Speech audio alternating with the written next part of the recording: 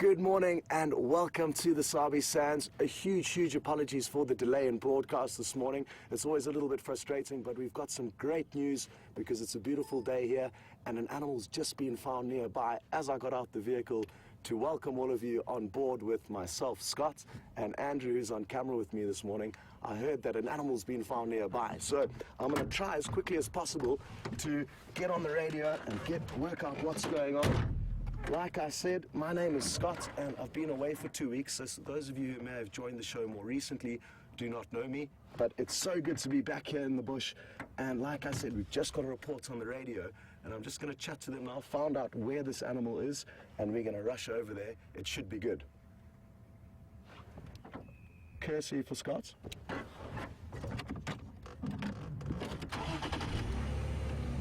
So this is a live safari, everybody. And while we wait for Kirsty to get back to us, who I think found this animal, I can let you know that you can send us questions. James is also out on another vehicle, and to send either of us questions, it's very easy. You just hashtag Safari Live on Twitter or send an email through to questions@wildearth.tv, and we really do love to interact with you guys, so send us your questions and comments. How are you feeling? Let us know what time of the day or night it is wherever you're watching, and that way we can all get along together.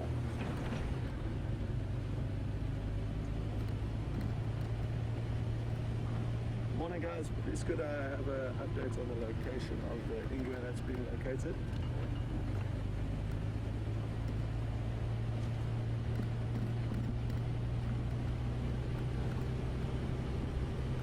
I'm coming from Balanati's Junction.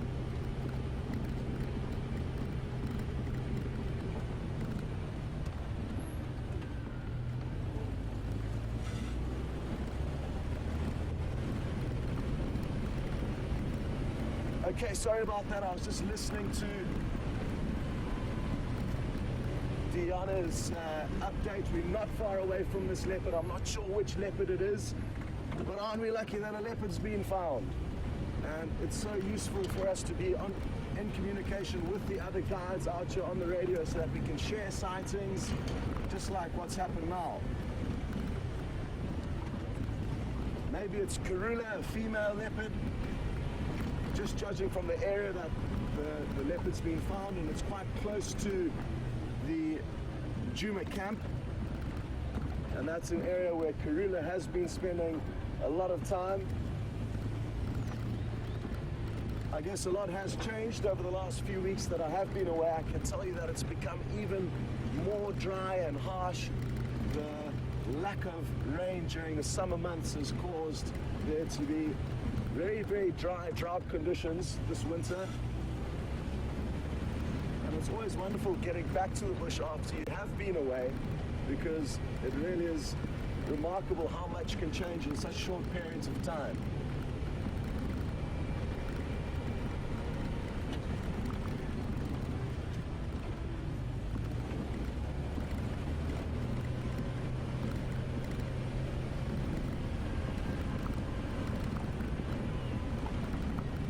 I think we just drove past the leopard droppings, but we're not going to worry about that. We'd rather just show you the leopard itself, and we are very close by, so don't go anywhere. And if you did have plans, I'd suggest changing them, because we shall shortly have a visual of this leopard.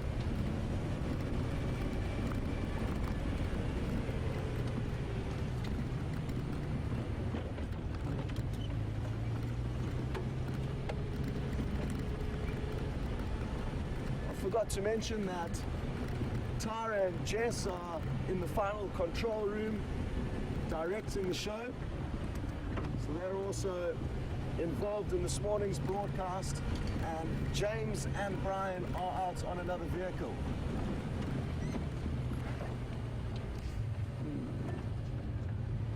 I think we are very close by to where this leopard is now. So we're just going to have to slow down a bit and keep an eye out for Diana.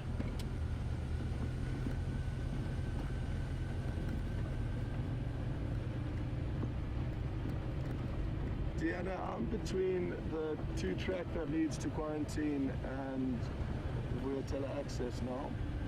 Whereabouts are you?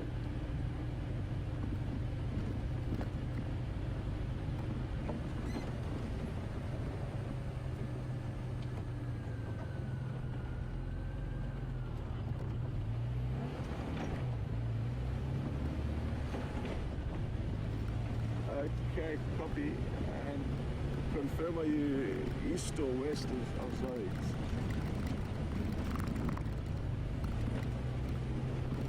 Okay, copy.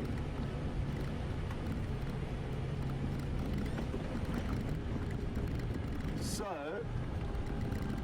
there's a little bit of confusion here.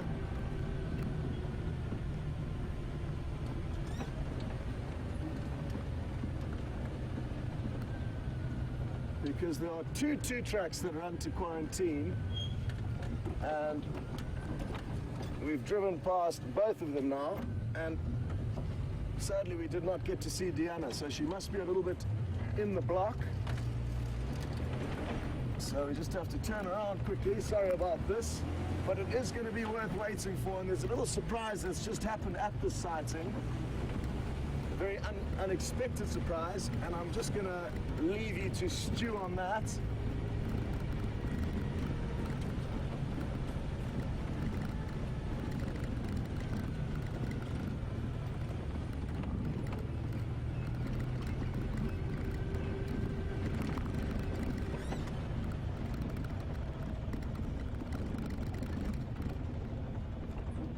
Diana, well, I didn't get your visual from Zoe's. I've come from Ballinati's all the way to Vuatela Access. Now I've headed back south on Zoe's.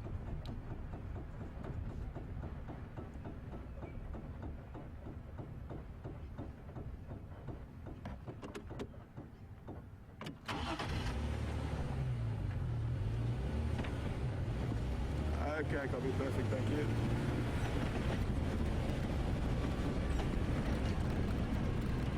Okay, so we are very close, and it turns out the leopard dropping we drove past a little bit earlier is where the leopard is, or very close to that. So we obviously just raced straight past Diana. So we need to keep our eyes peeled on the left-hand side now.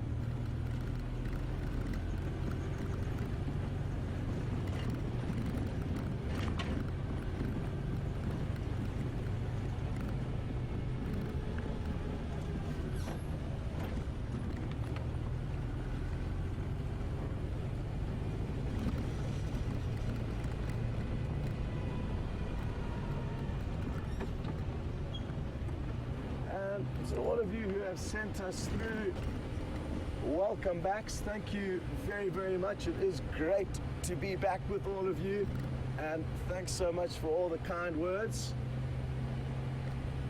So the leopard dropping was here somewhere. So what I'm going to switch off and do now is I'm going to switch off. Oh, there we go. What I was going to do is switch off and ask Diana to rev. Copy, thank you very much. Because that can be a good way of finding people when they are in the thick bush, but no need to do that this morning. And they're just up ahead of us, so we're in for a treat shortly.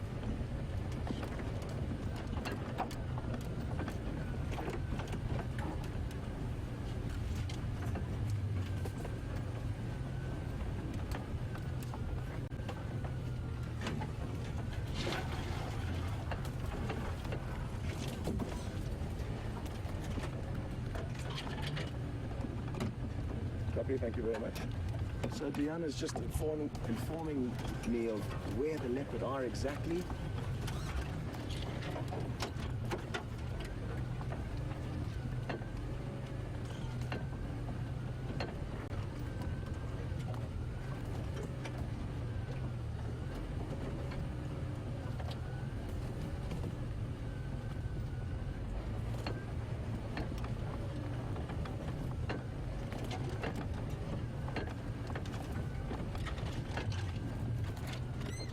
Just spotted it, and there it goes.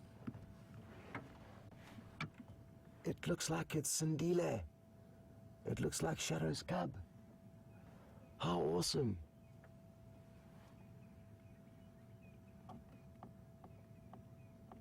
Look at that, and the good news is that he's not here alone.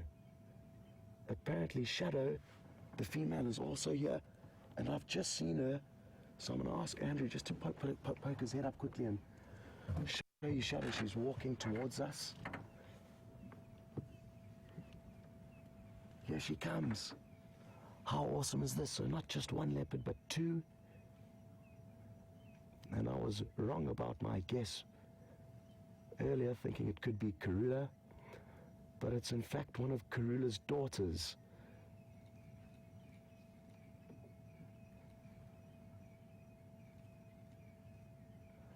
And they both look full-bellied. So maybe they've just finished up a kill, or maybe there's still a kill in this area.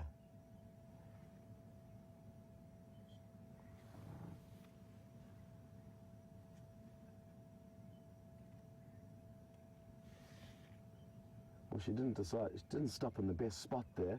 She hasn't left Andrew with much to work with. But I'm sure she'll continue moving shortly.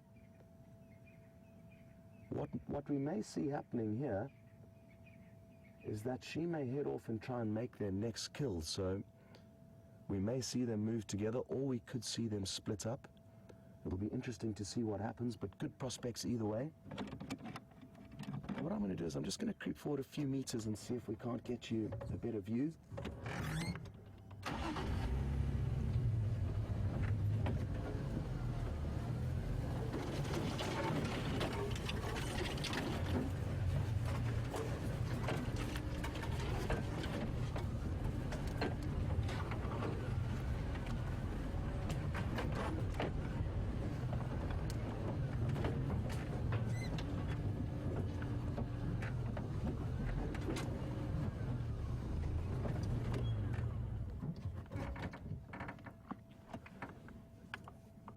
If we watch closely, she's communicating with Sindile, and it's called chuffing.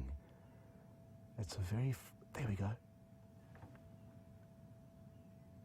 It's almost inaudible to us, but it's a very low-pitched huffing and puffing.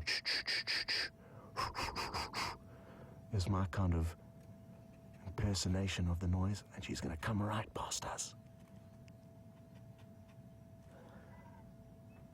Awesome. I've never shown any of you this, and it's an interesting form of communication that we don't often see.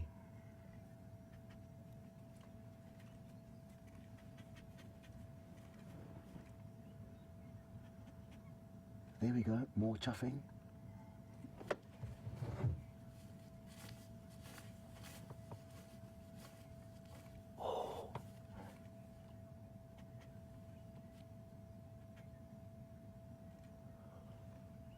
What are you saying to your little cub?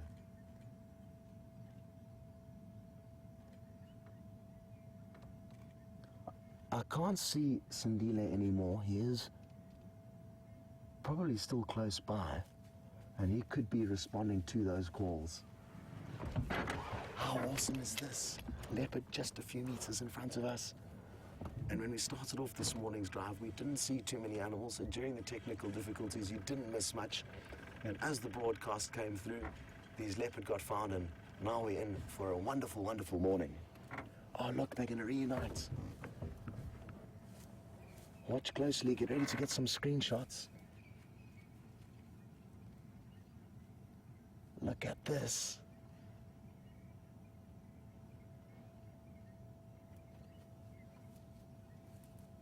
Incredible.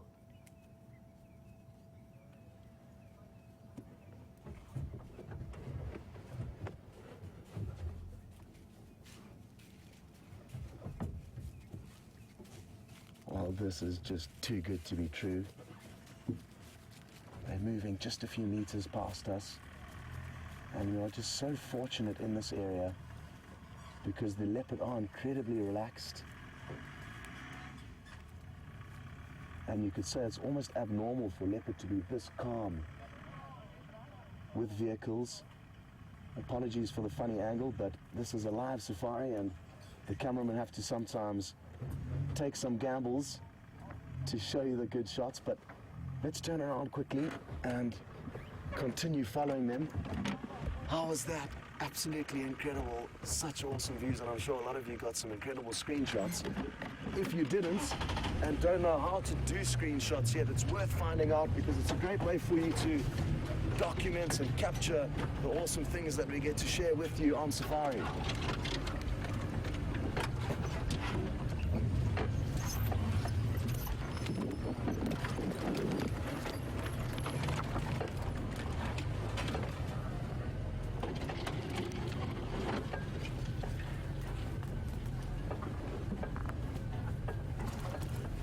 What I'm going to do is, because they appear to be moving in a set direction, is what I'm going to try and loop ahead of them, and we'll just give Lee and his guests an opportunity to be in a good spot to view them and follow them. So it'll be a minute or two.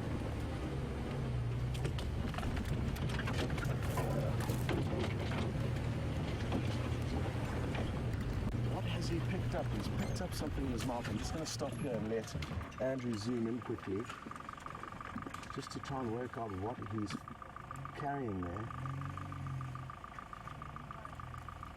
What is that? Looks like it could be a little bird. It is. It's a francolin. No ways. So, even though they're full-bellied, I'm fairly certain it's not because of the little francolin that he's got in his mouth. It looked like a crested francolin to me.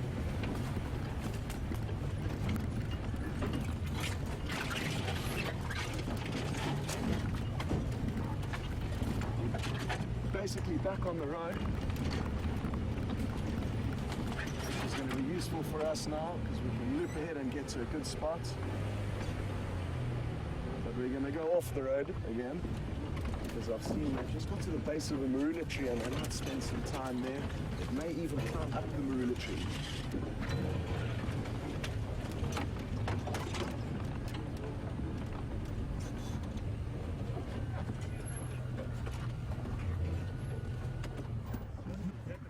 It's going to be a little bit tricky here. There's a few branches in the way. That if we're just a little bit patient, I'm sure we'll get another view of that kill.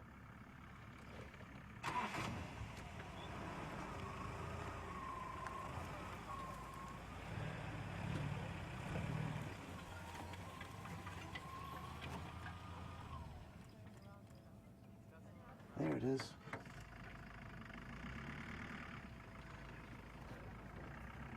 I'm just going to ask Lee quickly if he caught that right now. Lee, did he catch that right now? Awesome.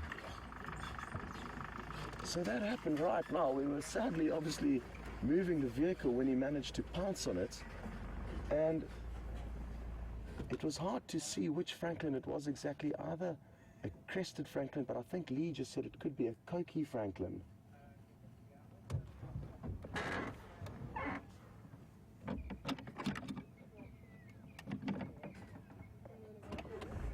Just going to creep forward a meter or two and see if we can't get you a better angle.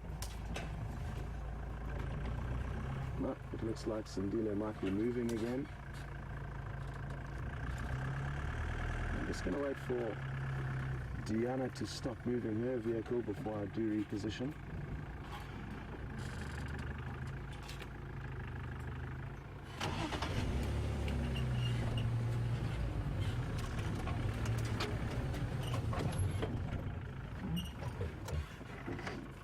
Okay, now you should be able to get a good view. And it can be quite funny watching leopards dealing with feathered animals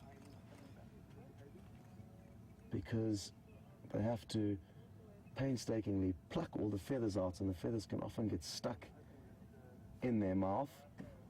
I'm not sure what Shadow has seen or heard. Something's got her attention, so she's looking off to the south. but can't tell exactly what it is she's seen. Possibly she's heard another leopard vocalizing, who knows, but something did get her attention, and we'll just keep that in mind. But in the meantime, let's take a closer look at Sindile as he tries to pluck this francolin.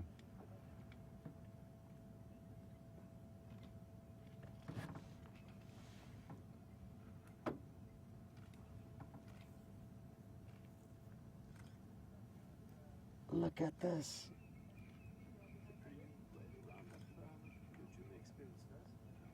No different to domestic cats. They often do play with their kills, especially the young animals, like Sindile, and he's just over a year in age now, for those of you who haven't seen him before. And earlier on I said that his mother is Shadow, and she is the daughter of Karula, a female leopard whose territory encompasses most of Djuma. But interestingly enough, Shadow, her daughter, who's here now, has been pushing deeper into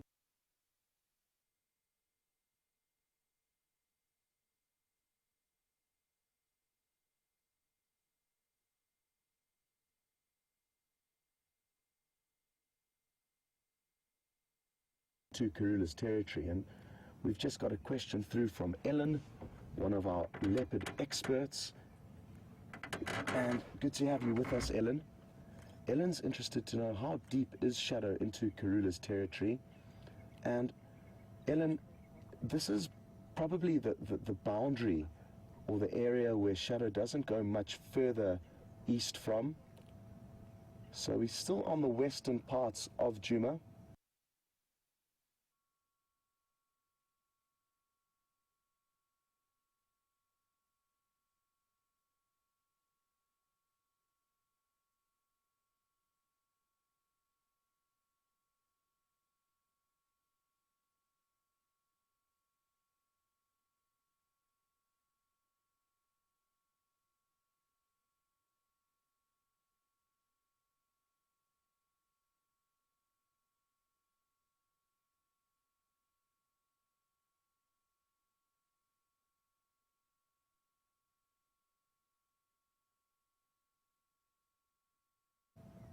West of the Djuma camp.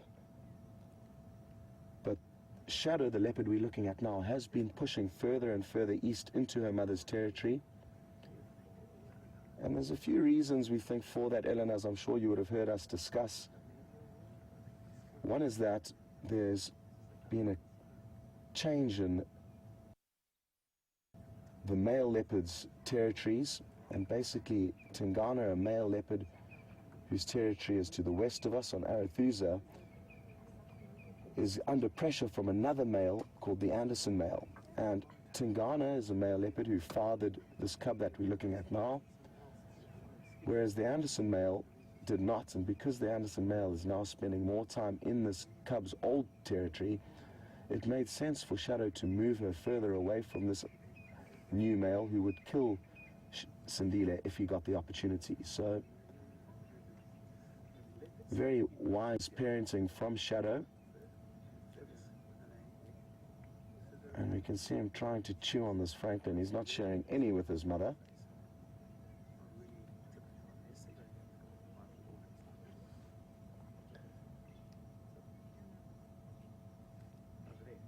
And Ellen, just to give you a better idea of exactly where we are on Djuma, we're on Zoe's Road, between Balanatis Road and Vuyatela Access. So, like I said, this is just about as far east as we've been seeing Shadow.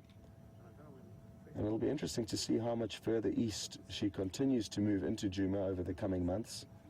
It certainly suits us because we get to see them more often.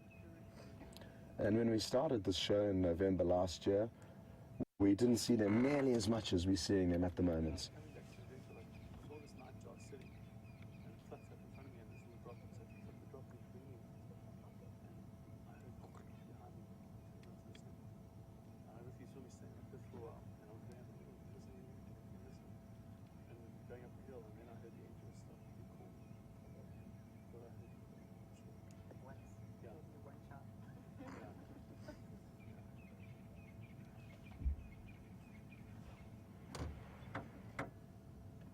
Well, as I said earlier, doesn't appear like he's going to be sharing any of this small kill with his mother, but it's not to say that it wouldn't happen.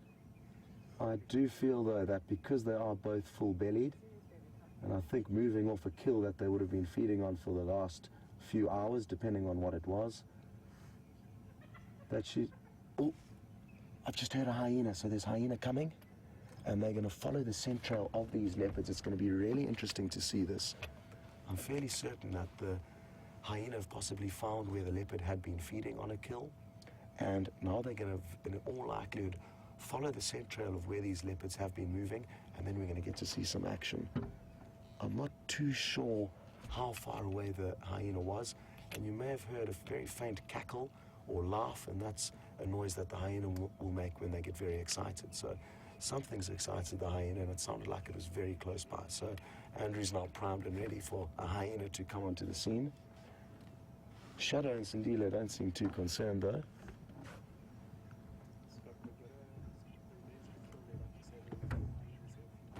Okay, and do you know what it was? Okay, thanks very much, Lee. So Lee's just given me an update, which is really interesting. They have in fact just come off a kill, and Lee followed the hyena into the sighting, which led him to the leopard. So I guess the hyena are still busy squabbling over whatever scraps remain at the kill. Lee said it was very difficult to know exactly what it was that they had killed, but they finished it, and the hyena are, like I said, probably squabbling over the leftovers.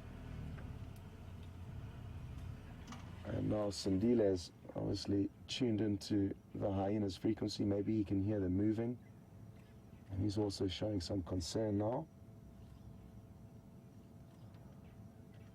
While we wait to see what these hyena do and whether they come onto the scene, we've got a question through from Anne in Durban, which is my hometown. Good to know that you're watching, Anne, and good to have you with us. Anne would like to know if there is any chance that Sindile would share this kill. And like I was saying a bit earlier, I don't think so due to the circumstances.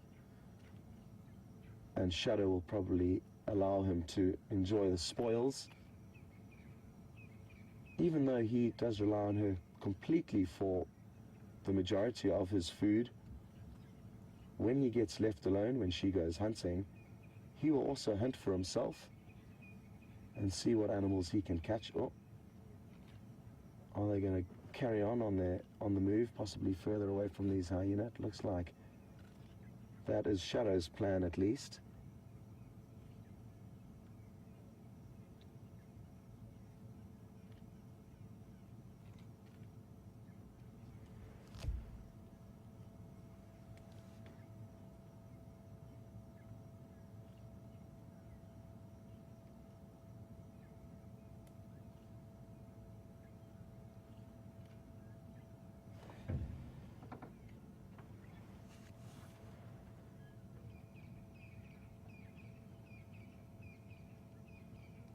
And like I was saying, he'll get left alone while she goes off hunting and catch lots of small animals from when they're tiny cubs. I guess they can start with insects, grasshoppers and butterflies, and as they get bigger they will progress onto larger game. And on the topic of hunting, we've got a question through from Paul, and Paul would like to know, will there come a point in time where he's wise enough and a good enough hunter to collaborate his efforts with hers and go hunting together? And no, it's very unlikely that they will systematically plan to hunt together, and he will basically start hunting more intensely when he gets kicked out of his mother's care, and that will probably happen within the next 6 months, Paul. And what that means is she'll stop calling him back to kills that she makes, and she'll force him to fend for himself. But even in the next 6 months, as he continues to grow and become a better hunter, it's very unlikely that they will be seen hunting actively together. And I guess that could be attributed to the fact that they are solitary animals, and it doesn't make sense for them to hunt together for just a short period of time. It's something that a pride of lion will practice over many days and months and years, learning how to hunt with one another. Oh, I just heard the hyena again.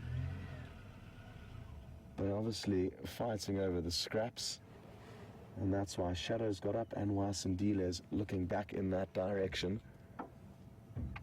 I'm quite tempted to almost take you back in the direction of those hyena to show you what's going on, but I'm not too sure what to do. So it's up to you guys. Why don't you guys send me through your thoughts? Would you like us to stay with the leopard or shoot off to see if we can find these hyena and what they're fighting about and come back to the leopard a little bit later? So send your thoughts and comments through to questions@wildearth.tv on email or hashtag Safari Live on Twitter, and that way you guys can decide what we do next.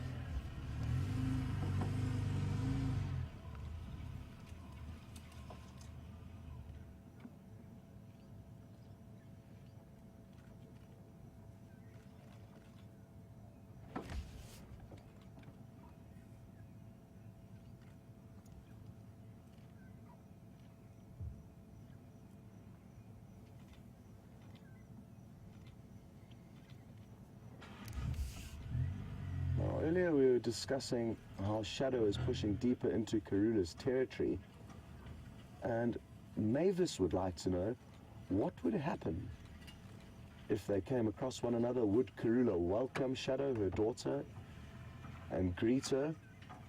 And no, Mavis, I think quite the opposite to that. I think even though they are related and that Shadow is her daughter, she will not be very welcoming, and it's not uncommon for leopards to fight with their mothers over territories, and I'm fairly certain that is what would happen.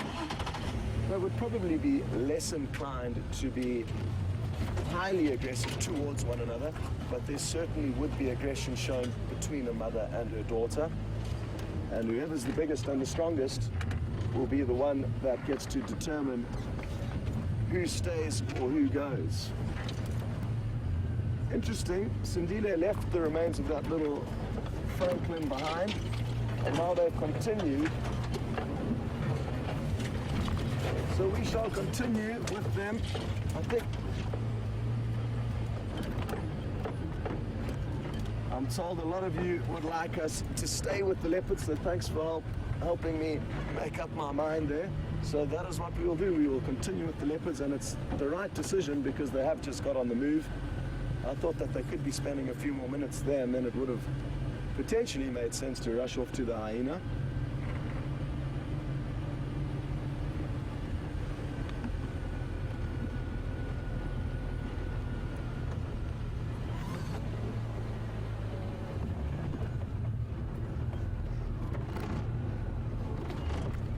Okay, so they've just crossed over Zoe's road. They're heading in a westerly direction.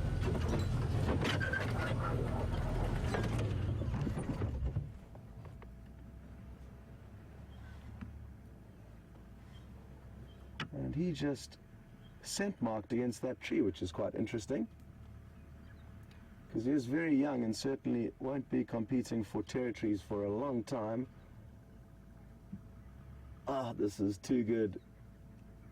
Too good to see an adult female leopard and a 1-year-old male cub walking side by side like this. Is a wonderful, wonderful sight. And they look quite playful. Look at this.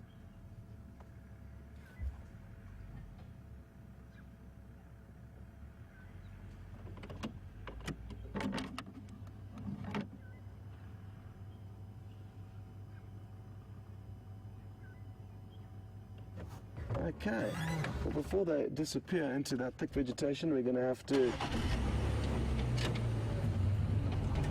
carry on and keep following them.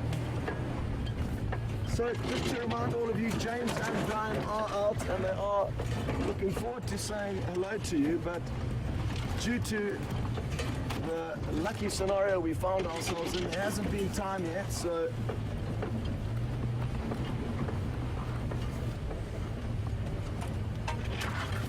not to worry, they are still out searching. I'm not too sure what they've been up to exactly. I've been turning the game drive channel on and off so that it doesn't distract me.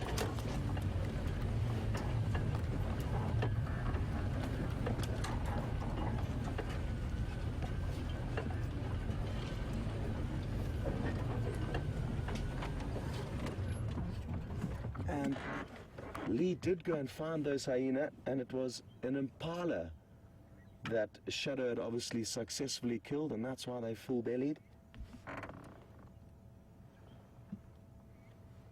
And he says all those hyena are now disappearing, so nothing, you're not missing any action there, and your decision was good. Watch closely.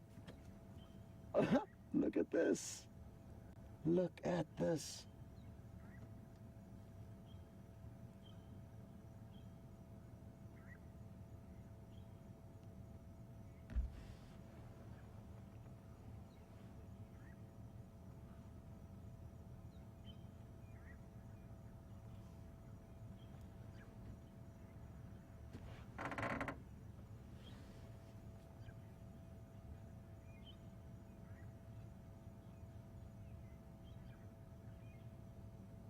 Well, this is just too good to be true.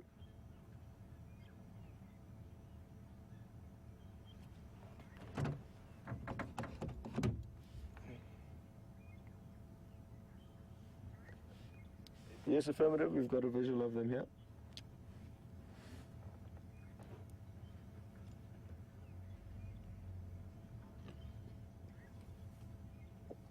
Wow, look at that. Look at this.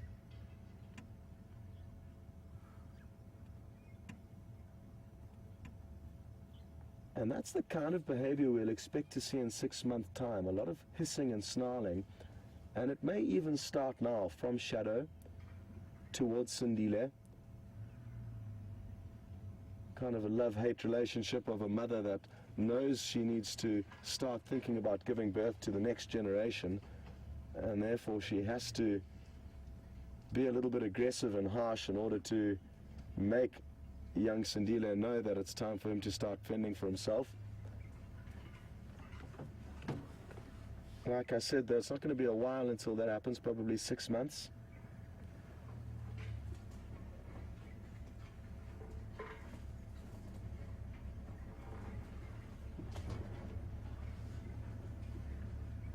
I wonder what she's rubbing herself in. It could be some dung.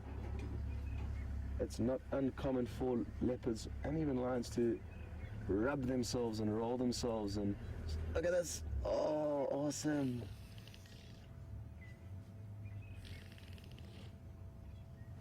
Shadow's not very impressed.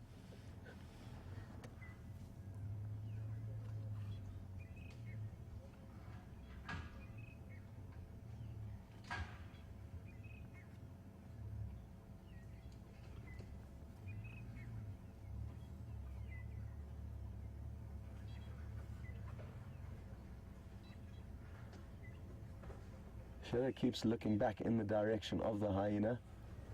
It could be that the kill was not hoisted in a tree and that the hyena stole whatever was remaining. And that's why she may be a little bit angry and agitated that she lost her kill. Now Sindile is sniffing and smelling very intently on that patch wherever Shadow was rolling earlier. Now he too is going to roll himself in that. What we'll do is when they move off, we'll drive up there and have a look and see, try and work out exactly what it is.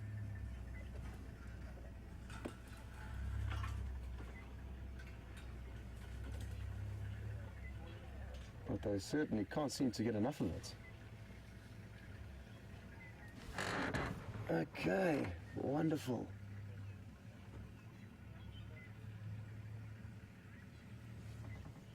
Well, earlier on I mentioned that James and Brian are wanting to say good morning to you, and I don't think it will be too long before they do, because it sounds like they could be rushing off to another exciting sighting that has been found quite close to the Juma camp. So our luck is increasing here on Safari Live, and there's another very exciting prospect that is going to be worth sticking around for.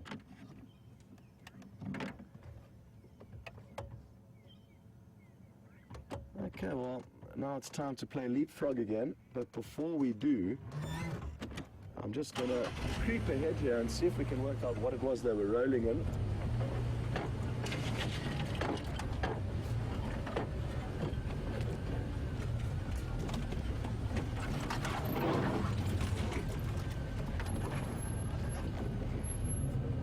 I can't see anything down there,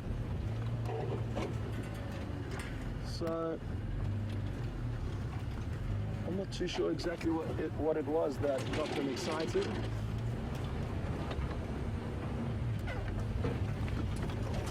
And it really is incredible how strong their senses are.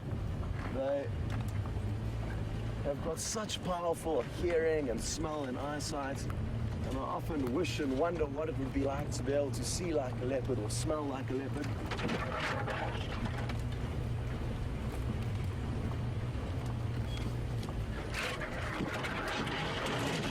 Okay, these leopard have picked up the pace a little bit.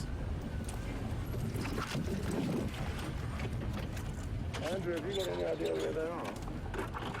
Oh no, yeah, there they are. All good.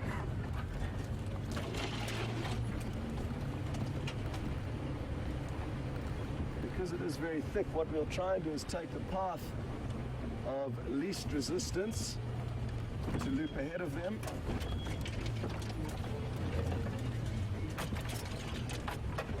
Another Franklin just flew off from where they're walking just up ahead of us, and that one was more fortunate than the last one that they stumbled upon.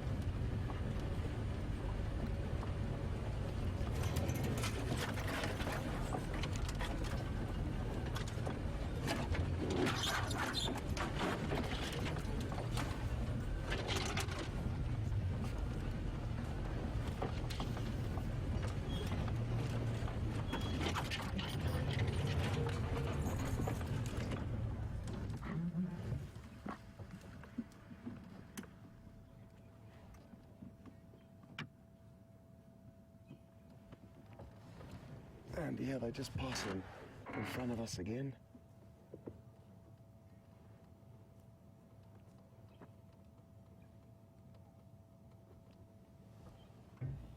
And a lot of you enjoying this playful behavior, and so are we. It's absolutely awesome to see them playing around like this. So thanks for sending through all of your comments about how much you're enjoying this interaction between mother and cub.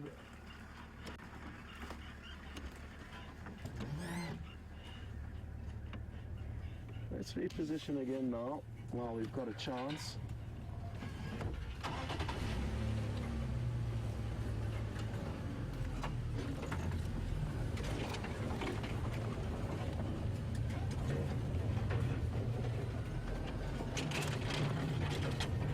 There's no water very close by. If there was, I would have expected them to head towards that to have a little drink. But like I said, there's no water holes very close by. And it will be interesting to see where they do end up going.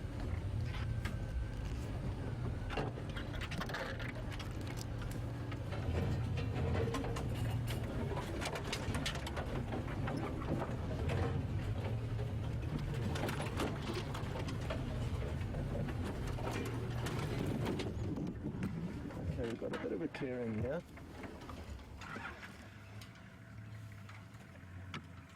And just to keep you all updated on what James was rushing over towards, it's Karula, the mother of Shadow, and Aubrey found her. She is heading into a very thick block, but hopefully James will be able to get there to get you a visual of her before she potentially disappears.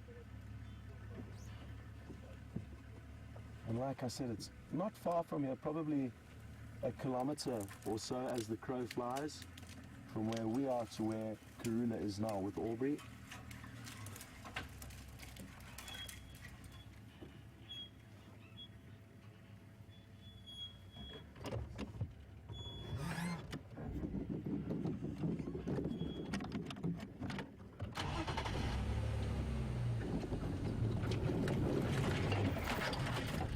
Now, as you see them moving through the bush like this and playing around, it can be quite difficult to... Oh, there's some aardvark holes there that we're going to avoid falling into. So difficult to distinguish between who's who. And Dr. Debbie's actually just sent through a comment saying that they are looking very similar in size now, and you're right, I think Sindile is ever so slightly bigger than his mother Shadow. His tracks certainly are, you can tell a difference in their footprints.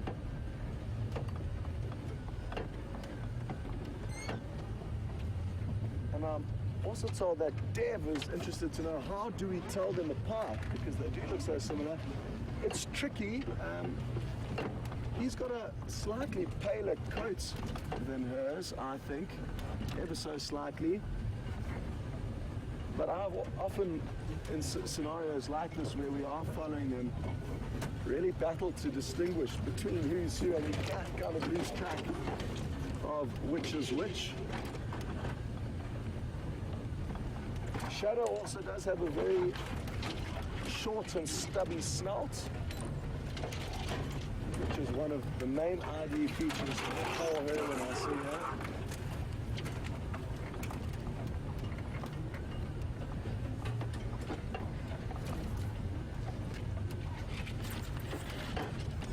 Well, I've got no idea of where the leopards are anymore, but I'm sure Texan does, so I'm just going to keep following him.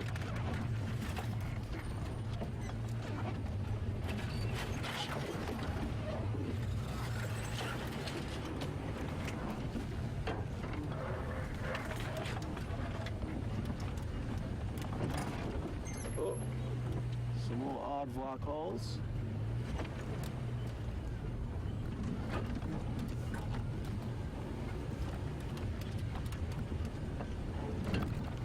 They're just up ahead of us, they're quite some way, but we will catch up to them shortly, so not to worry. That's not a good sign when your binoculars do that. Anyway, we'll turn to that later.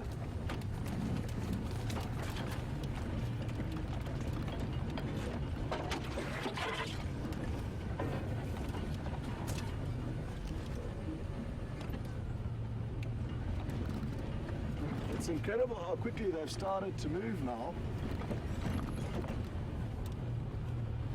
Obviously, Shadow's had enough of the fun and games and now wants to get to wherever she's planning on heading towards. Thankfully, it's not too thick here, and I'm sure in the next moments or two we'll be able to get a great view of them walking towards us.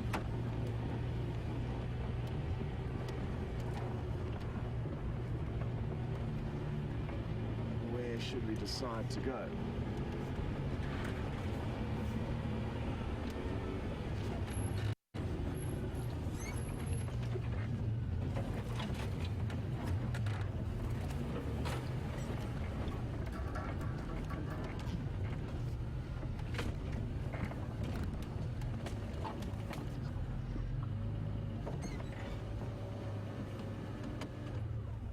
I think we can just stop here. They're a bit of a way off, but I'm fairly certain they're going to continue straight past us. And if we're lucky, they may even pop onto this termite mound that you can see in the foreground.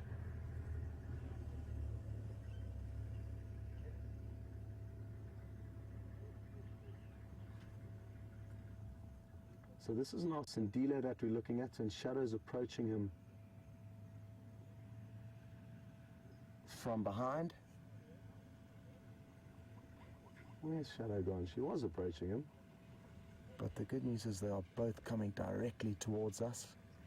and they could very well pop onto this termite mound. It'll make for a great view. So again, get ready with the screenshots. There's Shadow.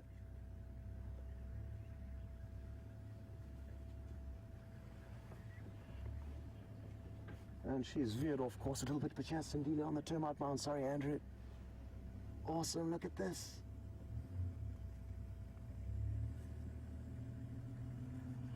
Well, aren't we also lucky to be following these leopards this morning?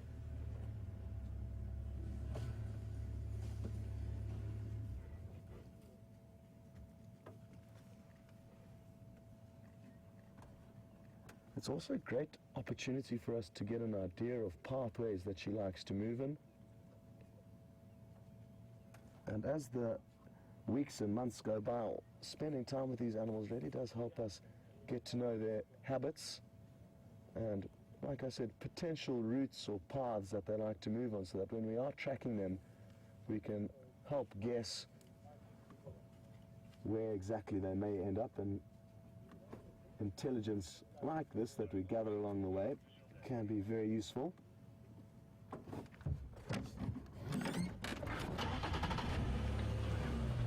Well, it's time to relocate again.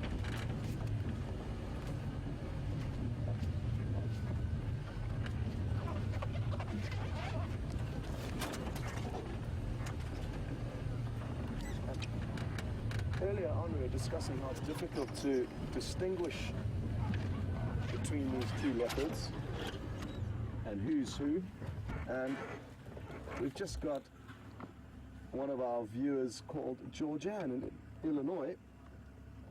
We've got one of her little secrets, and she says that Shadow has got a paler snout than Sindile. So thanks for sending through your little ID trick for differentiating the two, Georgianne.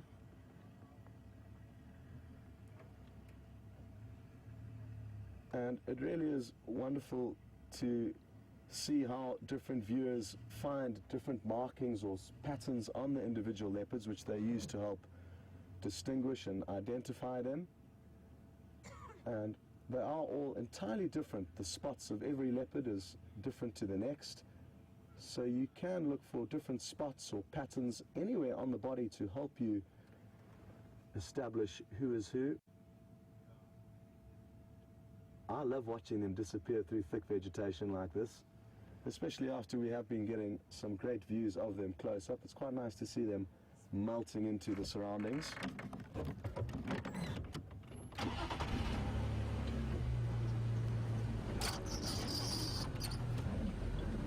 Okay, it gets a little bit thicker here, but we should still be able to stick with them.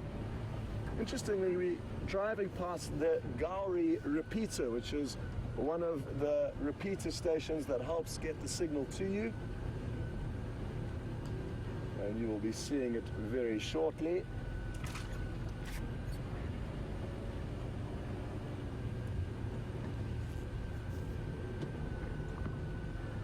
You can see the antenna mast now. And like I said, a very important piece of equipment. There's some batteries in this little house over here, and a solar panel on the roof to keep all the equipment charged up.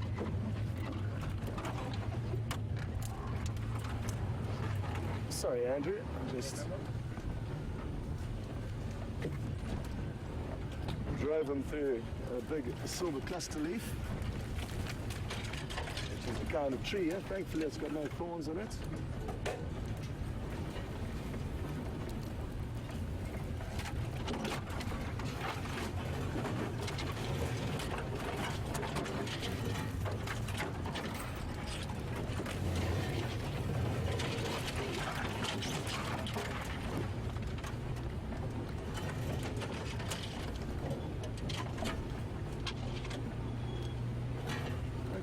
Got their visual again. Nice. Up ahead of us, and they're slowly mobile south.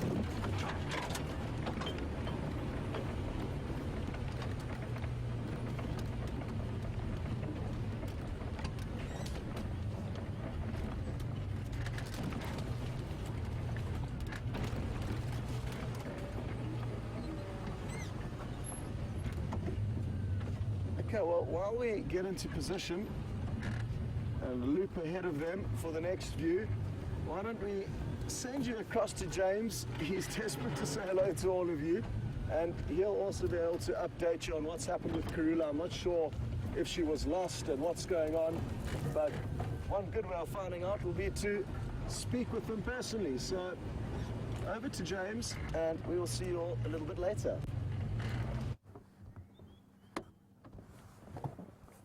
Hello and welcome everybody to Wendy. I was beginning to wonder whether I would be able to talk to you at all today, given the excitement that Scott has managed to create from an incredible leopard sighting. I'm extremely jealous.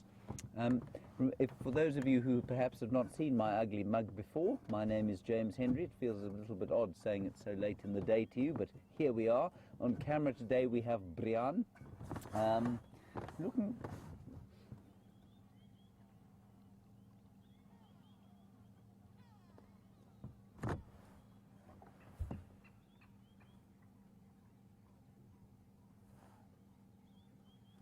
Sorry, it was a couple of strange radio transmissions there. Apparently we are still live.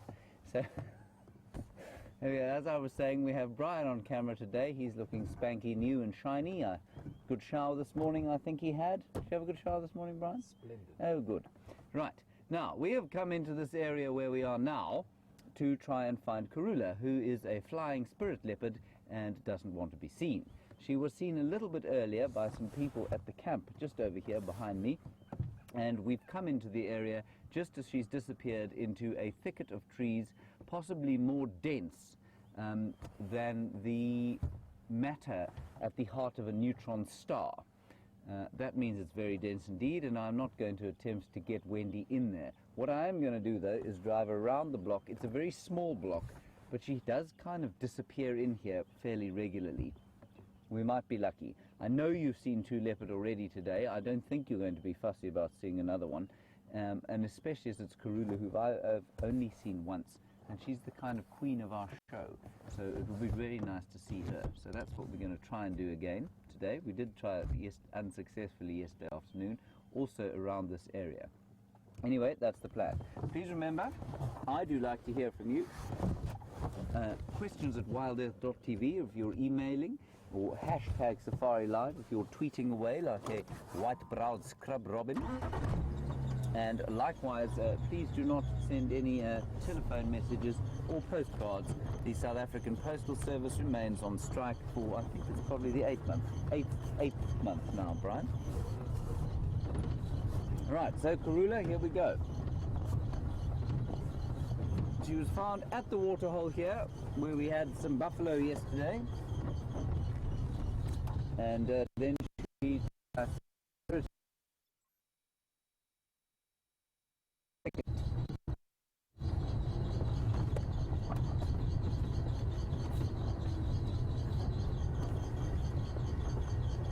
would very much like to see a leopard. I obviously haven't seen one since I got back from my sojourn into the north of South Africa.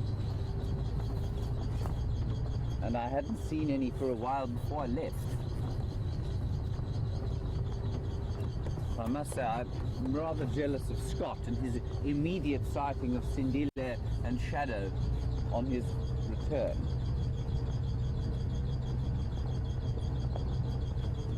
That squeaking you can hear is in fact not a squirrel alarm calling, but Wendy's alternator, which is alarm calling.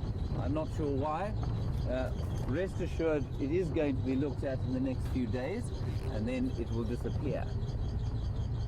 Either that or I will go stark raving insane.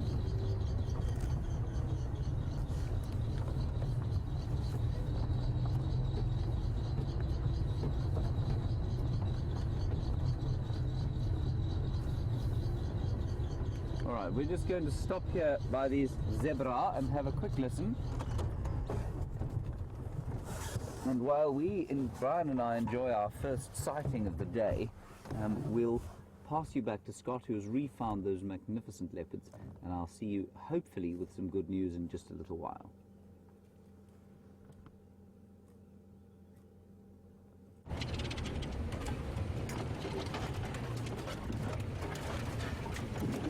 Welcome back everyone, and you've come at the perfect time because we finally got into a little open clearing. They are moving incredibly quickly, and we've been battling to keep up with them through this thick vegetation. Thankfully now we can see Shadow up ahead here and young Sindile on our right, which Andrew's going for definitely a better option because he's going to have to walk past and catch up to her. He's sniffing this tree very intently. I'm not sure if she potentially scent marked here or another leopard did. But very interesting to see him taking interest into all these things now. It's certainly, there we go, he's also putting his scent into the equation. Very important though, because in the next 6 months or so, he's going to have to start fending for himself. Anywhere from 18 months to 2 years, female leopards will kick their cubs out of their close care. They will still be tolerated within her territory, but she certainly will not be running around after them as she is now, worrying about feeding him and making sure he's safe. He's going to have to start doing that all on his own. And for good reason, she needs to start worrying about raising the next litter of cubs. So that is the reason why she will have to kick him out, because she can only look after so many children at one time. Great. Well, a pity about Karula, but hopefully James will now be able to spend some time in that area and maybe be able to relocate. It'll be incredible if we get to show you not only Shadow and her cub, but the mother of Shadow as well.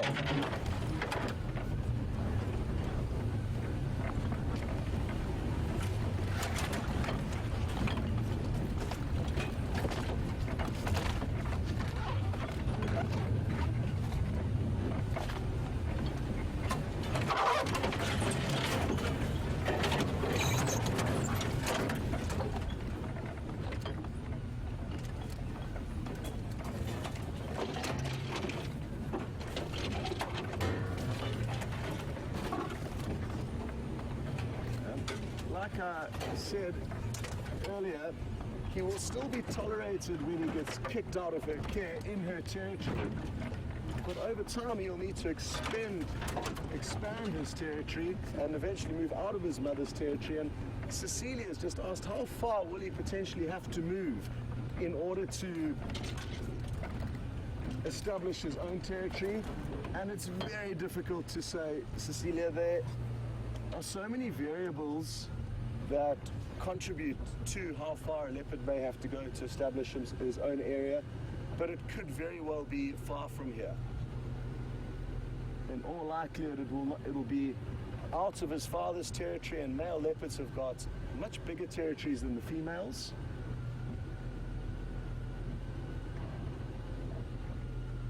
So even though he'll be tolerated in his mother's territory,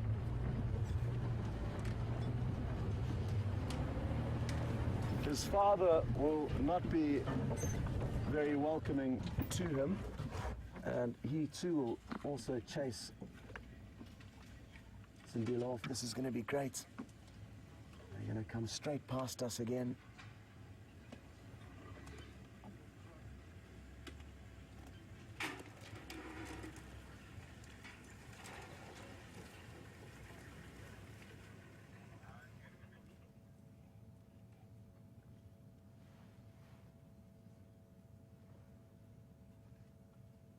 So Shadow's in front and Sindile's at the back, if any of you are wondering who's who.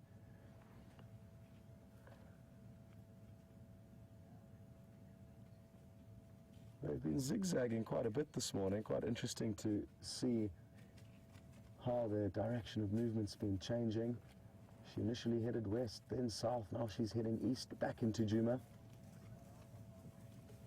And they're just crossing over Rebecca's Road. Great.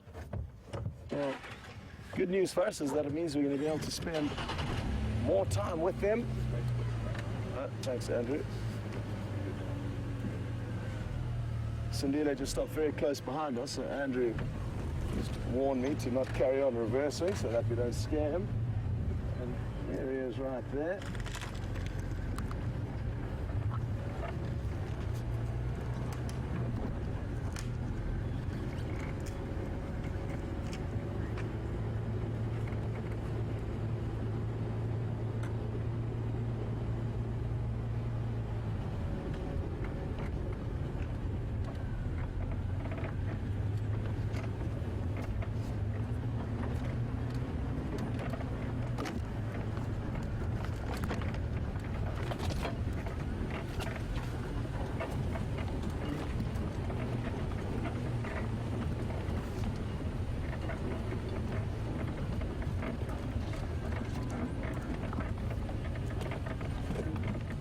been discussing quite a lot the hunting techniques and the probable age or time that Sindile will have to become self-sufficient. And Dr. Debbie's just asked what would happen if something happened to Shadow now.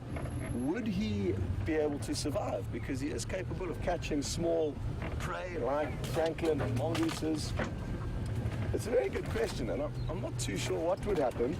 There is a chance that he would survive, but the odds would be stacked against him. He's going to learn a lot more in the next 6 months about life out here. And it's not only hunting that they have to worry about, but also just general experience of interacting with different animals, different leopards, lions, hyenas. There's still a lot of life experience he needs to gather in the next 6 months. But it would be very interesting to see what would happen if potentially something happened to Shadow, because like you did say, Dr. Debbie, he is capable of hunting and therefore would have a chance of possibly surviving even if something happened to her right now. Here he goes, just in front of us now. Awesome.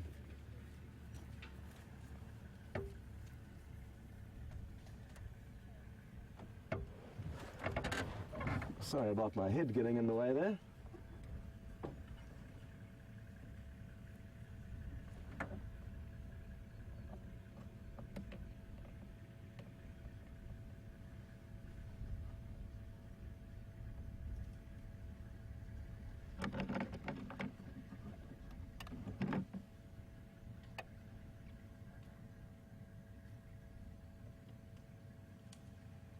It's really awesome. That's a Flehmen grimace. So he's not snarling in disgust there.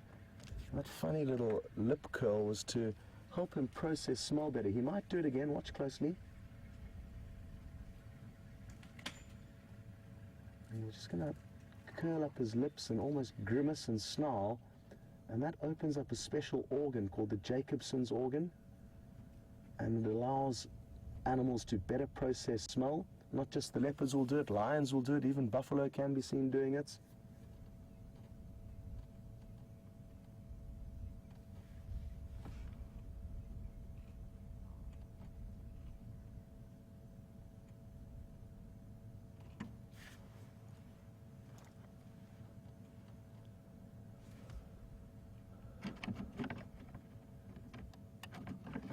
Okay, well, let's continue following them.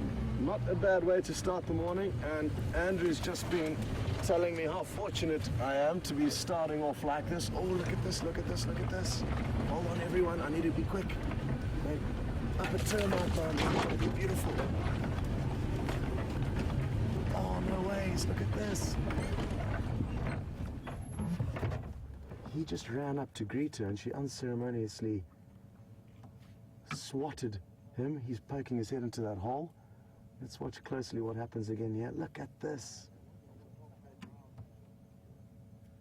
It's a massive termite mound, a big marula tree in the background. You don't get much better than this.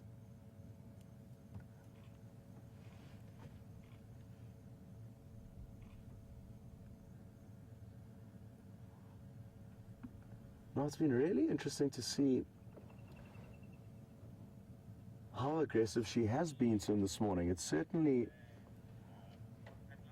the most aggressive I've seen her be towards him. And like I say, it's, I guess, nearing that time where she's going to become less and less tolerant of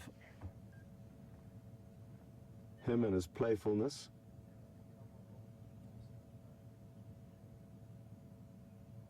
And it's usually, when he does eventually get kicked out, it's not going to be one meeting or one confrontation that determines that. It's something that happens gradually over time, and her hissing and snarling will just continue to increase, and you'll slowly get the message. But it's not uncommon for young male leopards to continue snooping around and tracking their mothers down and joining them to feed on their kills. So even though she will do her best to shake him off her tail and make sure that she gets to feed on all the kills that she makes to herself, he will from time to time find her, and she will have to tolerate him because he is going to be bigger than her and stronger than her, so she won't really have too much of a say in the matter. She can put up a bit of resistance and put up a fight, you can say, but it's unlikely that she's going to get very, very confrontational to the point that he'll completely avoid her.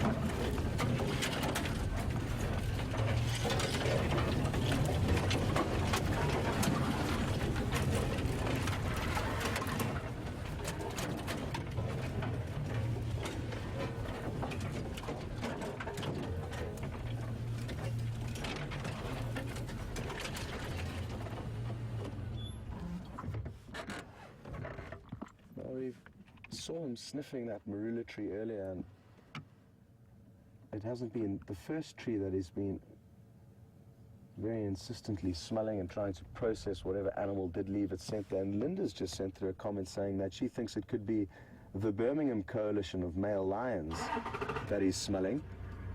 It is possible, but the fact that he keeps urinating on top of those trees, so on top of the scent that he has been smelling, indicates to me that it's a leopard on leopard discussion. So it's the leopards communicating with one another, and I don't think it's the lion. They will often smell lion, and that will be useful to them because obviously the lions can prove dangerous to the leopards.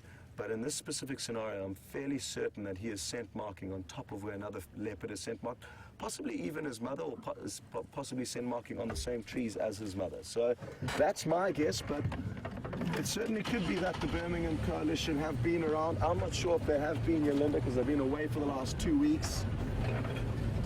But such wonderful news to hear that the Birmingham coalition are spending more time on the property. The one catch is, I guess, that the one in Kahuma lioness got killed, got caught in the crossfire, as well as 2 of the Styx cubs. But it's nature, and it's not uncommon for new coalitions of male lions who are establishing themselves to kill huge amounts of lion. So far, at least it's only 3, and let's hope that their rampage doesn't cause them to kill many more, because they start getting so hyped up as they begin to grow their territory and succeed that they can become a little bit bloodthirsty, even a lot of the times not necessarily making sense, killing lioness, not males. The cubs are understandable because they would like to release those lioness of their responsibility, and that way be able to hopefully mate with those lioness and get their genes into the system. Now, we're just going to stop here and let Andrew and Aubrey have a moment to try and get some good views before they continue through this thick bush.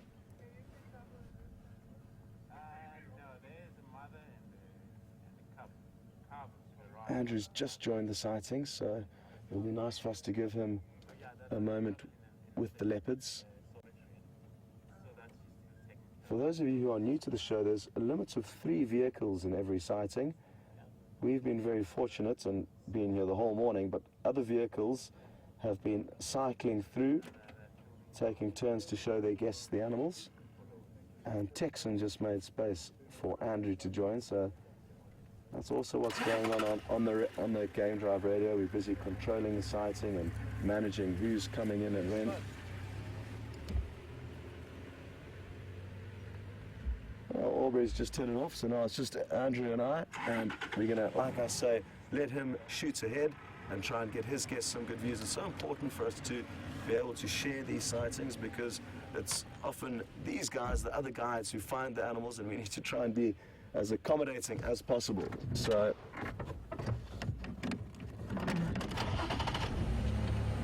now we've given Andrew a chance. Not too sure exactly what his plans are, but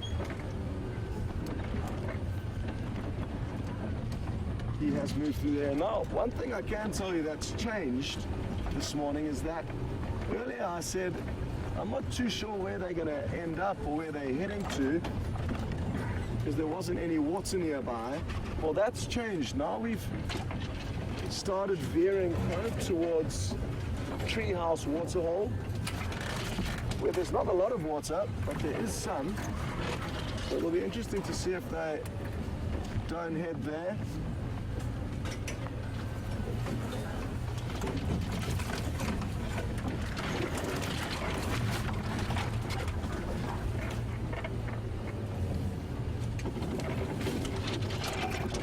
Oh, here they are. I was a bit concerned as to where the leopard had gone. But we found Sindile. I've just got a glimpse of Shadow moving up ahead. And like I said, there is a chance that they will head to the Treehouse Waterhole, and won't that be incredible to see them both drinking together? They're probably still about half a mile from there, maybe a little bit more.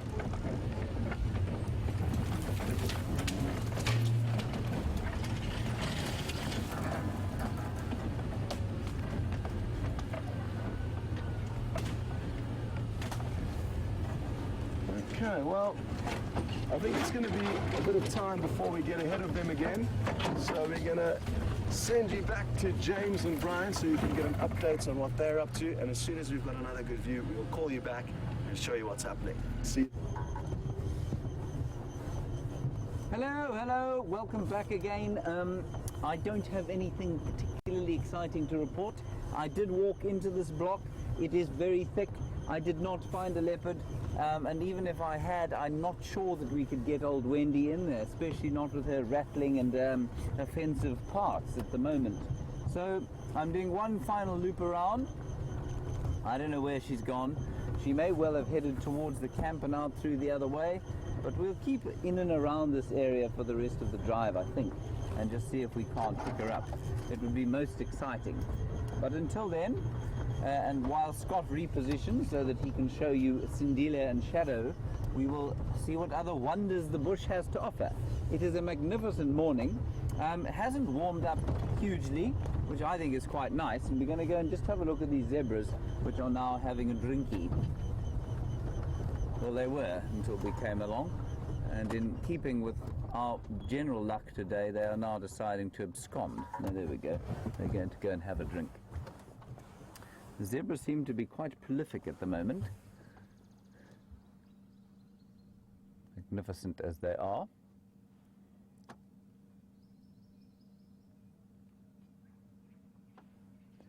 And it's never a bad idea just to stop around and listen and hear if there isn't something alarm calling. Now, when we talk about alarm calls, what we're talking about is birds and squirrels that might be shouting at a possible predator.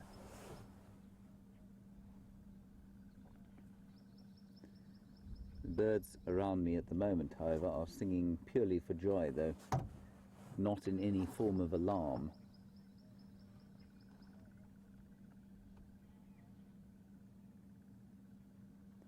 So while we watch the zebra, it's a beautiful morning. There's a sort of thick grey, a couple of thick grey clouds, which gives a slight eeriness to it, but it's polarizing the light very nicely, and so it's just a very beautiful light, and it's not getting hot, which is nice. As I was saying yesterday evening, the sounds will now change slowly every day, and there's a bird calling there. I'm sure you've heard it going while we were looking at the zebra, and it's called a white-bellied sunbird, and it's been shouting all morning, and I haven't heard it calling for many months, and that's because the winter obviously has been in full flow. So that's a new sound for the coming spring, the white-bellied sunbird. Beautiful little bird. Not quite as beautiful as Karula the leopard.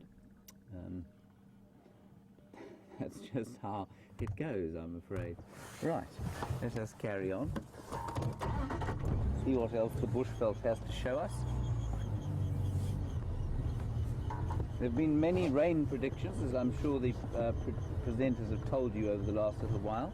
Brian reckons the 18th of September. I think that's optimistic to the point of lunacy. I'm going with 20th of November, which is probably slightly pessimistic, but I think in keeping with the general atmosphere. What did Andrew say, Brian? 6th of October. I still think that's also pretty optimistic.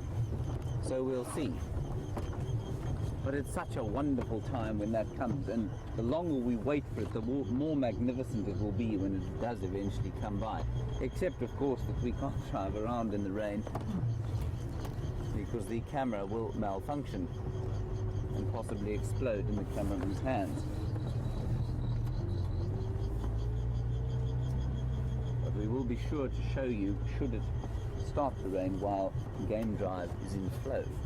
Plenty of tracks around the place. Let's have a quick look at this hornbill. Lots of hippo. There have been some rhino tracks. There have been some buffalo tracks. And that, of course, is a yellow-billed hornbill who has decided that we've had enough of a look at him. And that's, again, in perfect keeping with our luck this morning. They are still frantically eating termites, the yellow-billed hornbills. There's another one, possibly its partner. They're little monogamous pairs. And what they do is that they will now be starting to look for their tree holes in which to nest. And their nesting behavior, as I've mentioned before, is quite fascinating. They find a tree hole, a big one. She goes inside. He seals her in with mud and dung. And then she sheds all of her feathers and lays her eggs, naked as she is, onto those feathers. Lavalier. Can you... Sorry, Brian, I don't mean to put you under... Whoops. Sort of pressure. A lovely Lavalier flying then. It looks like she might land. Or she may have just caught a little thermal. Beautiful. Look at that. I will tell you further of the hornbill's nesting behavior once we've watched this incredible bird in flight. Now, we have discussed this before, but I say again, batelier is apparently supposed to mean acrobat or tumbler in some sort of French vernacular. I've yet to meet a Frenchman who can verify that. And I think if you watch this bird flap its wings, look at that. What does it look like, Brian? Looks like a bat. It looks like a bat. I suspect that all these years that I've been telling people that it means acrobat or tumbler, I suspect that the word batelier comes something or somewhere from its flight pattern when it is flapping its wings. You can see that's a missus by the fact that she's got white under the wings, pure white, no black, just a very thin strip of black. And the male, of course, has got a half white and half black underwing. Beautiful birds, one of my favorite raptors. And they live for up to 40 years, you know. Pretty long time.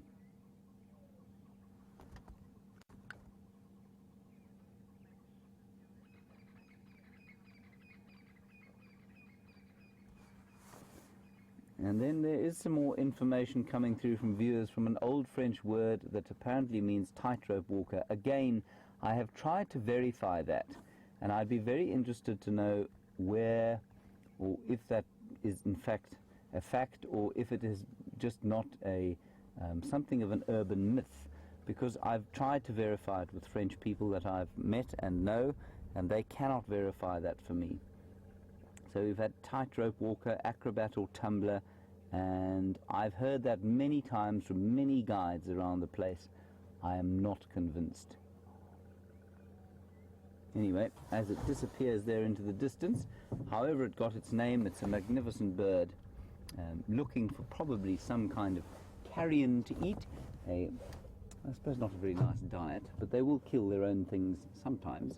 but normally they're the first to a carcass to try and eat the rotting meat that has been placed there by something like Shadow or Karula in this case.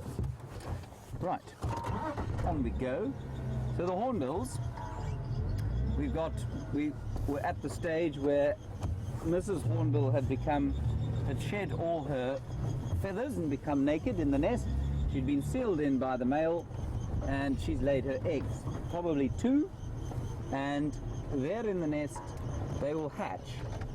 And by the time they hatch, her feathers have sort of recovered sufficiently for her to leave, and the male of course feeds her through this mud wall that he's created. She will then dig herself out, and once she's done that, they will reseal the mud nest and feed the chicks until they're ready to fledge. It is a very sort of, I'd say, effective partnership with division of labor.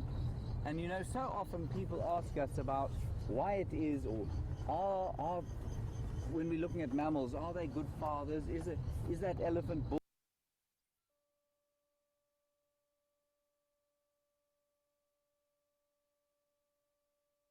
protecting its youngsters? Will those lions? We're fascinated by whether lions males are good fathers. Leopard males, they're inescapably terrible fathers in my opinion. But the birds far more accurately reflect our own sort of human method of parenting, with a monogamous pair, and well, nominally monogamous pair, with the male playing a huge role in parenting. And it doesn't tend to happen much with the mammals. And as human beings, we're often looking for things that make it, that we can identify with. So we really like the idea of a male mammal that is like our fathers, like we feel our fathers should be, supportive and sort of defending the family and looking after the family. And normally the mammals aren't really like that at all, but the birds often are.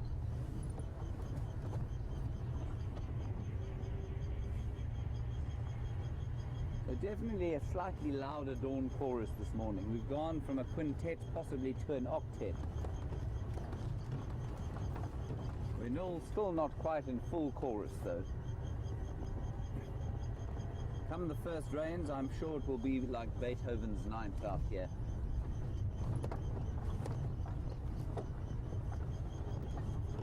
Brian, do you see the fish eagle? It is so far away that we will not point the camera at it at this stage.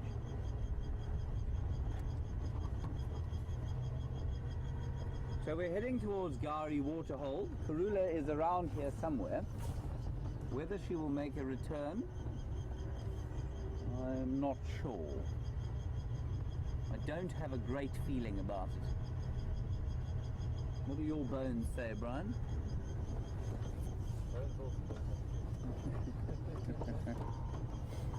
Yeah. No lion tracks, just to keep you updated on those. We did head off to the far east today and try and just see if anything had come out from Torchwood, which is to the east of us, but there are no tracks coming this way. And I believe that there was, there's a juvenile fish eagle there. Sorry, let me get you into position. You can see completely different flight pattern from the Battalier, completely different. Much deeper wing beats, much more economical.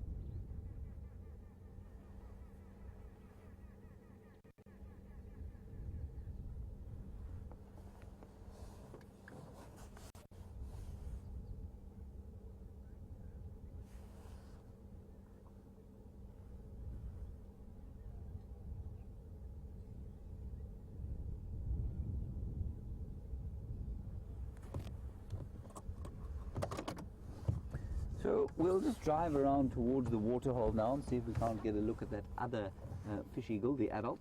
And while we're doing that, I'm going to answer 2 questions about the zebra. Wendy in Nebraska, where you obviously don't get zebras, you want to know, do they have hooves like horses? Yeah, absolutely, exactly like horses. They're more like ponies than there are horses. They probably stand at about 14 hands. So if you're a horsey person, you'll know what that means. And so they've got little hooves.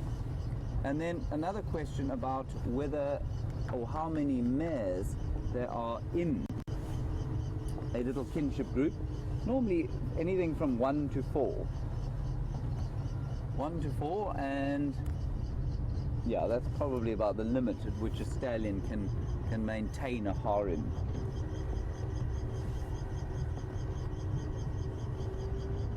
Just nip across onto the dam wall here.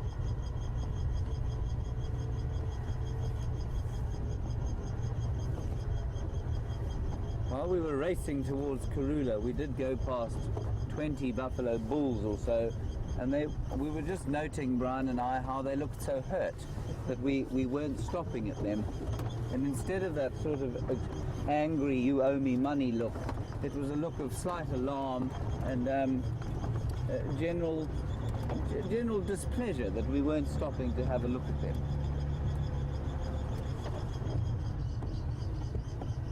Where's the other fish eagle? I think it's flown off.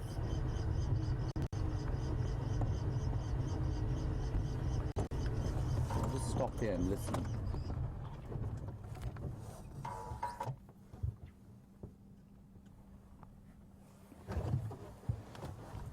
While we wait and see if we can't find this fish eagle again, I think it's gone away. Cecilia, you want to know how long do they live? Probably also round about, I'd say probably 20 to 30 years. I'm not entirely sure, but they are pretty long-lived. What I'm going to do while we sit and look at that catfish-infested pond of scummy mud and buffalo dung is check on my bird app, and I'll see if I can't find out exactly how long they live. I think they're pretty well studied, you know, so we might be able to get an idea.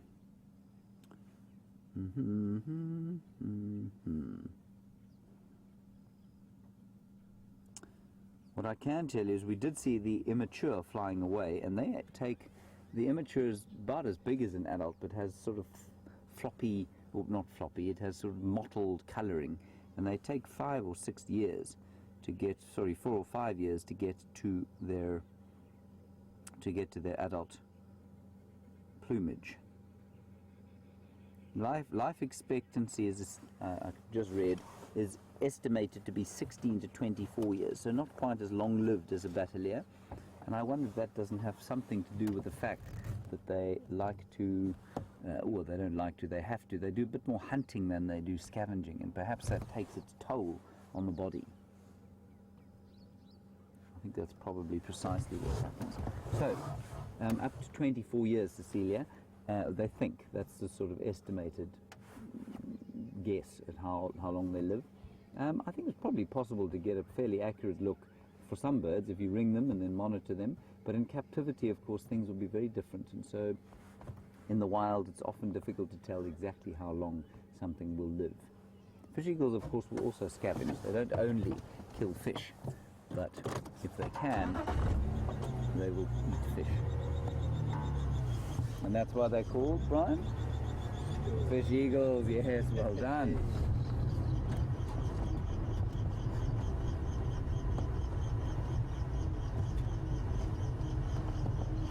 The little squirrel. Let's just have a look at him there. I don't know if can you get him. He's probably come out of his hole because he can hear the alternator. No, there was a little squirrel on the tree there.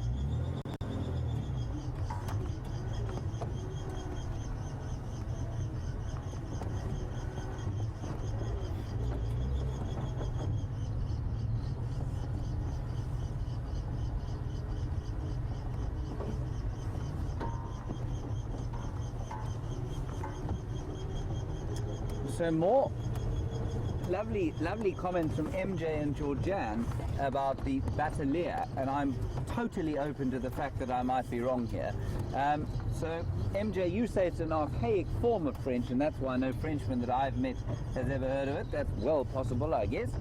And then Georgianne, you say it comes, you found it in the Oxford Dictionary, which is normally a fairly reliable source, saying that it does come from a sort of mid-18th century French meaning acrobat or juggler. Thank you for that. So maybe that is where it comes from. I just had the notion the other day that when you watch them fly, they do have a very bat-like sort of beat to the wings. That's quite nice. Brian, bat-like beat to the wings.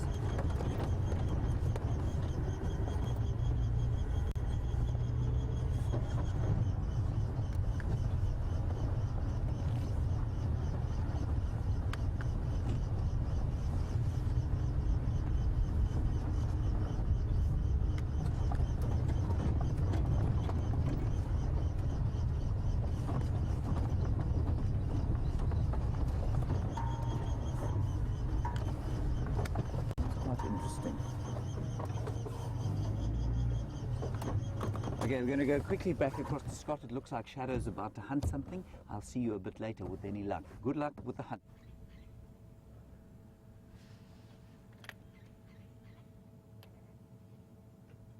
Welcome back, everyone. And it looks like Shadow and Sindile have now split up, and she was continuing on towards Treehouse Waterhole where we were waiting for her, and she didn't arrive. So we decided to go in and look for her, and we found her. She's currently hunting something. We're not sure what, but she has been stalking very, very intently, and there could be something just up ahead of her. So somewhere in this thick bush is some potential prey. Like I said, we're not sure what it is, but the fact that she was so delayed to get to the waterhole told us, and I actually said to Andrew, well, maybe she's found something to hunt, and that's what's delayed her getting to the waterhole for a drink. And as we found her, we saw her stalking up quickly, heading in this direction. Now she's just stopped, stationary, listening. It's very difficult for them to get close to their prey, especially without the cover of darkness, and especially now in winter that the vegetation is so dry. So she doesn't have as much cover as she would like, and now she's probably going to have to move very, very slowly, which she's doing now. So Andrew's going to zoom in. You'll see by the way that she's moving as quietly as possible, keeping quite low to the ground. Look at her little tail twitching there. And she has been moving quite some distance, so I'm not sure if the prey has got wind of her, but it has appeared to be moving in a southerly direction, and she's following quite intently. Just need to get onto the radio quickly to tell the vehicles that's just got into the sighting where she is. Affirmative. She's just approaching the small drainage line down to my right, but she is mobile south towards the road. I'm not sure what she's following, but she is intent on something here.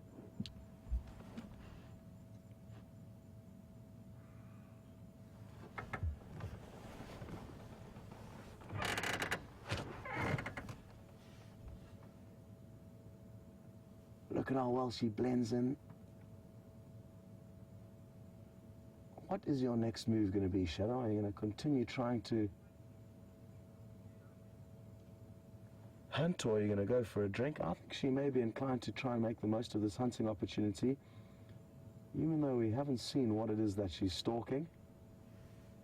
There must be something here, judging by her body language.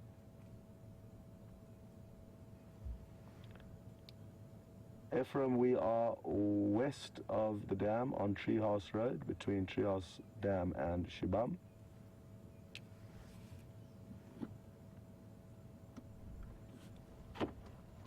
And because she is hunting, and because it is quite thick, and we've had so many good views of her already this morning, I don't want to try and get too close and interfere in her hunt in any way.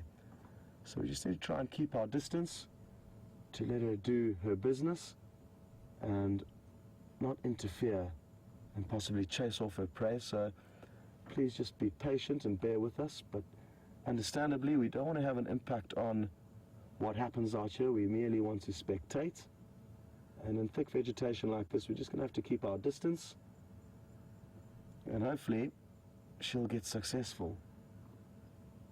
Oh, look at this. She's still creeping ahead very, very intently, flattening her body to the ground. She may be getting much closer to the prey now, judging by the way she's moving.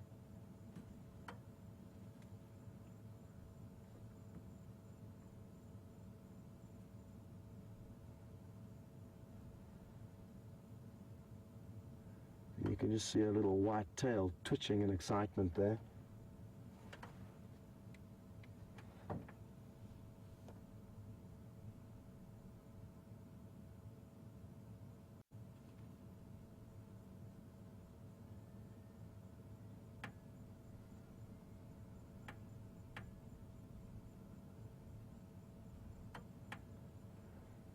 As her tail twitches in excitement, we've got a question through from Reese, and he's interested to know if they may flick their tail to create a distraction to their prey, as he has seen on another documentary, I take it, that a leopard was also twitching its tail excitedly as it was hunting something.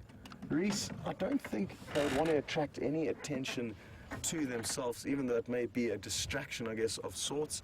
I think the tail twitching can only really be seen by anything that's behind the animal, and any prey that's in front of it would not likely be able to detect that tail flicking. It's also important to note that as we saw it from behind, it's white at the back of the tail, but the front of the tail is rosetted and dark in color, black spots with gold markings, so it's going to be a lot better camouflaged from the front view than from the back.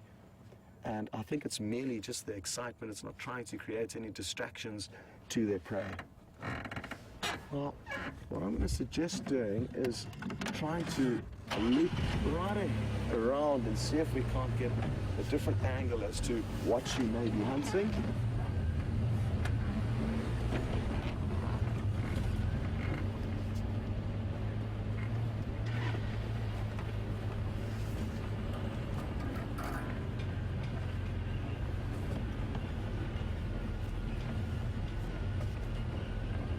Ephraim's just trying to find where we are, so I'm just going to get on the radio to him quickly. Ephraim, go ahead.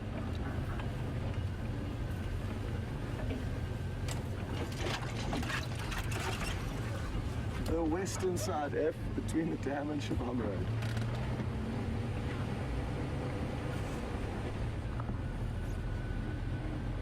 Okay, so she's somewhere on our right, down in this valley. And she's been looking intently in this direction, so hopefully we're going to find the prey that she's stalking. We haven't seen anything so far, so I'm guessing it could be something small, maybe like a steenbuck or a duiker. If it was Impala, I would have guessed that we would have had a view by now.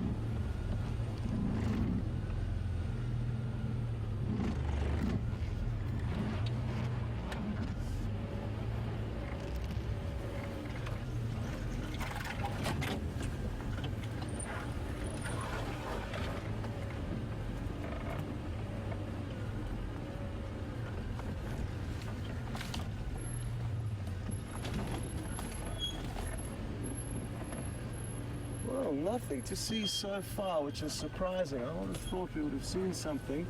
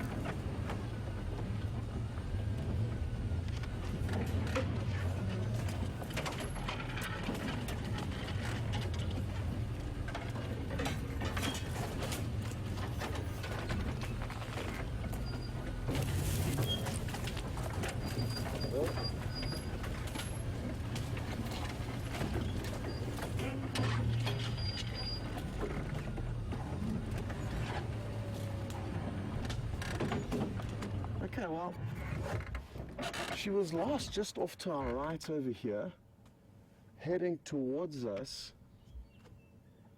in this very small riverbed that we parked in. And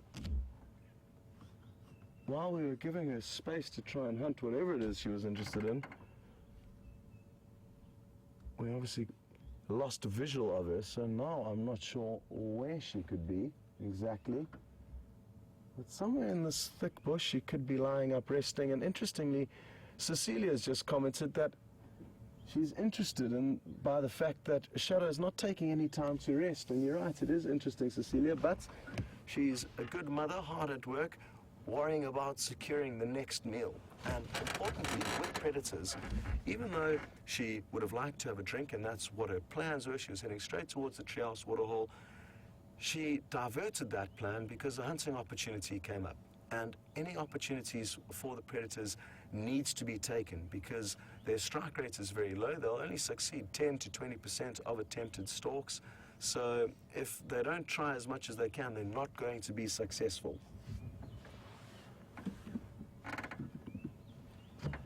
Now I feel sorry for poor old Ephraim because he's just a few minutes away and we don't know where the leopard is. But it goes like that sometimes out here.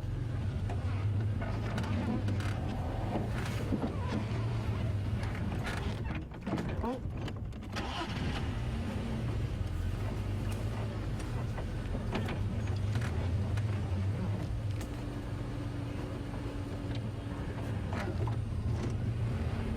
It's very, very thick in here, so it's going to make life difficult for us in snooping about trying to find her.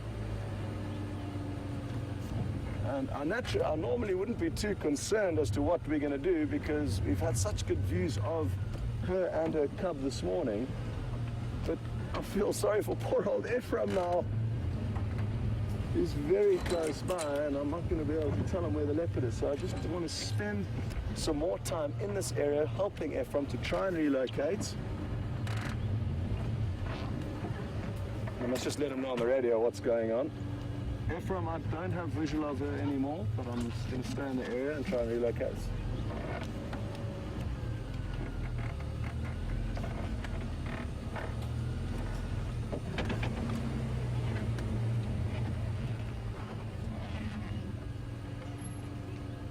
Sorry, go again?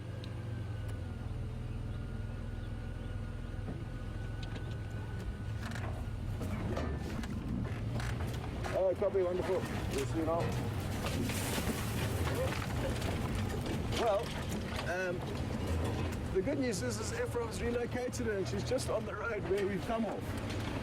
And he says it looks like she's still intently following something. So good news, she's still on the hunt. And Ephraim does have a view of her.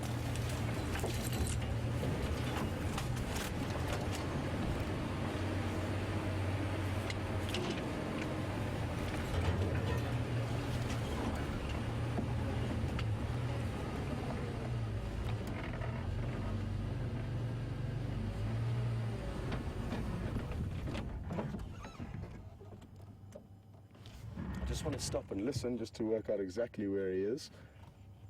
I think he is in front of us.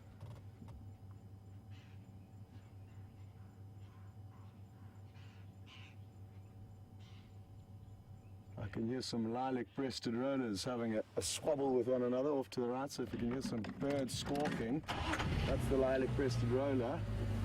And Andrew, see if you can, it's a bit of a gamble. I've just seen it flying up there. Andrew's going for it. We might get to see it doing its rolling display. Oh, it's just starting to do it there. You saw it kind of teetering from side to side. Well done, Andrew. And at this time of the year, they'll continue to start competing with other lilac-breasted rollers, doing these flight displays and aerial displays, establishing territories and finding mates.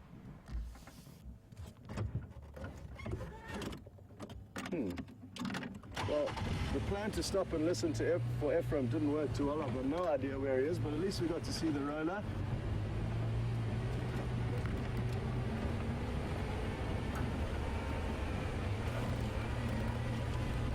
Ephraim, will I get on, Siobhan.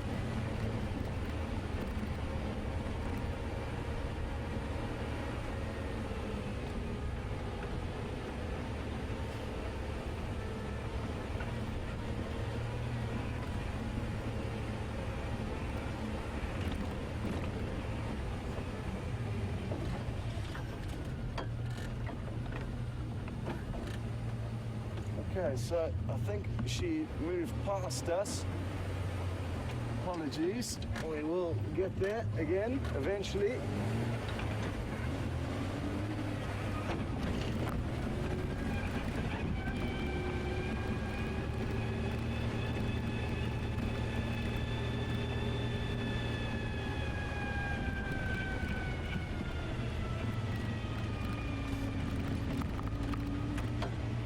What a morning it's been to be able to spend this long with a leopardess and her cub.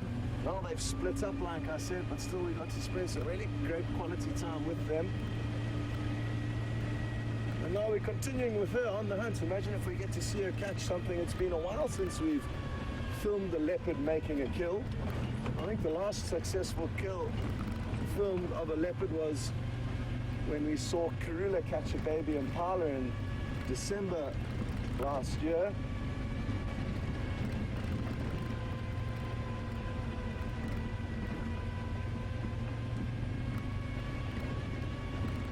Ephraim, I'm approaching Shabam Road from Treehouse Junction.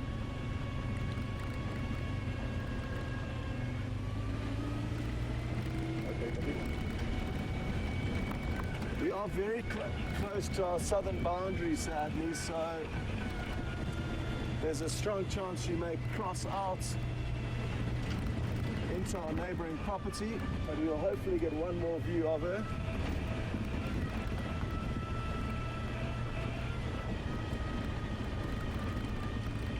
But sadly, there's no sign of Ephraim, so he's told me to come.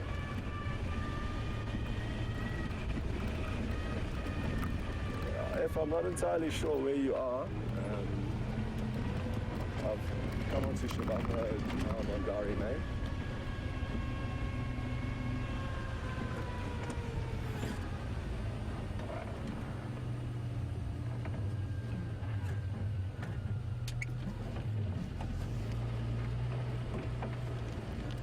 Okay, copy, thanks.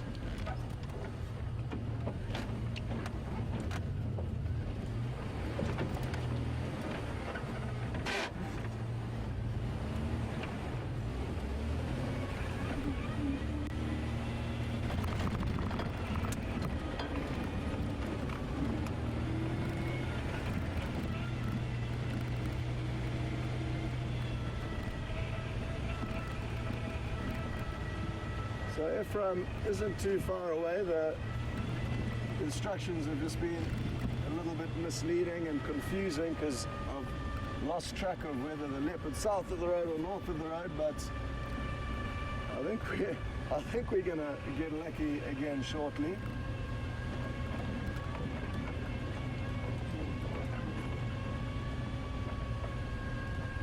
I'm wondering if he hasn't found Sindile, or if he is in fact still with Shadow, because now we're heading back towards where her and Sindile parted.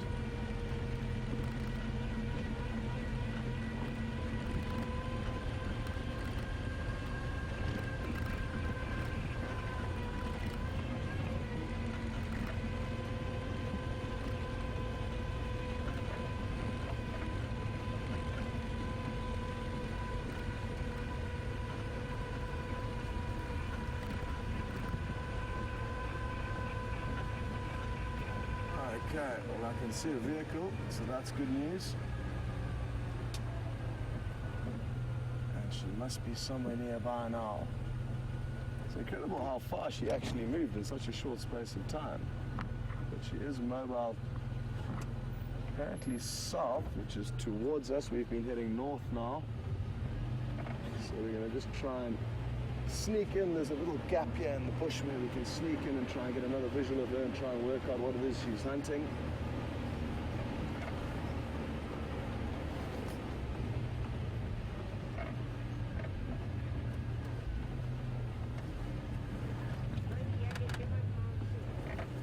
Thanks very much, F. Hello, everyone. How are you doing?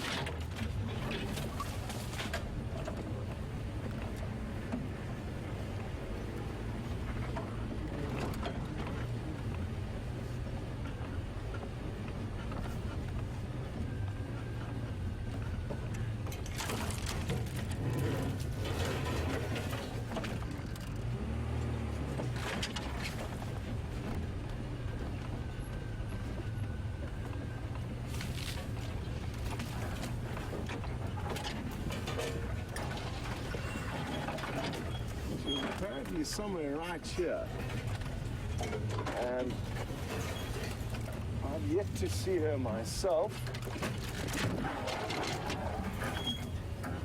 Andrew, where's she hiding?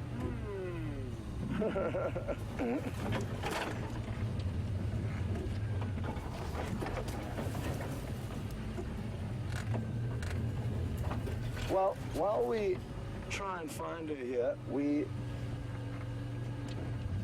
it might be worth sending you back to James, because it's very thick and we don't want to drag you through this process unnecessarily when you could be spending some time with James. I'm going to have to concentrate here. So we will see you all a little bit later if we do have any luck relocating her.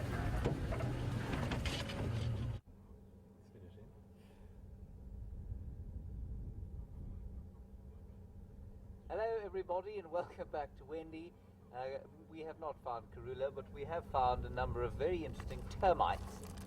Now, I am perched here upon the mound of Macrotermes natalensis, the famous fungus-growing termite of Africa. And this one is very active, and you can see often people will say to you they're not active if they've got grass on them. That is clearly a foul and contemptible lie. And I put my hands over this right now, and the feeling is one of like a sauna, sort of. It's about 36 degrees in there, hot steam coming out of it from the metabolic heat, and hopefully upon this grass you will see a little soldier termite. Brian, how's that? Can you see him? Mm-hmm. Now he's clamped his pincers. I'm going to bring him closer to you, and it could be a him or a her, difficult to tell, not quite as easy as say with an elephant. And the pincers are clamped onto the grass because the grass was what was invading the mound. And you can see there that those vicious little pincers are attacking this piece of grass in an attempt to ward off further incursions into the mound where the workers are trying to desperately build that tunnel. So all around the edge of that tunnel, the inner workings of the tunnel, where I'm going to return this soldier to now, all along the inner workings there are workers frantically building, and around the workers frantically building are these soldiers that are protecting them. This is a minor soldier. The major soldiers are about that big, so they're that much larger than these minor ones, and they will draw blood. I don't see any in here at the moment, but it is fascinating. I'm just going to break off a little piece of it just to show you what it looks like.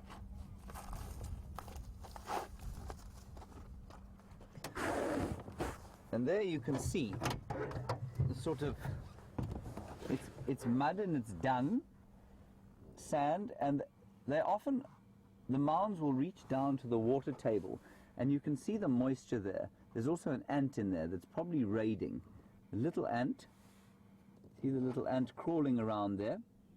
And what that little ant will be doing will be, he's not big enough to be sort of actually raiding the mound, but he may be part of a scouting party that could be coming towards the mound to try and raid it. Ants are major termite mound raiders.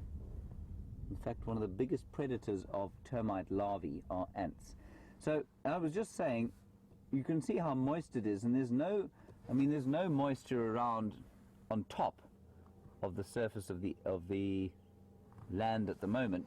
So these mounds go all the way down to the water table, which is quite a feat, I would suspect, in this area.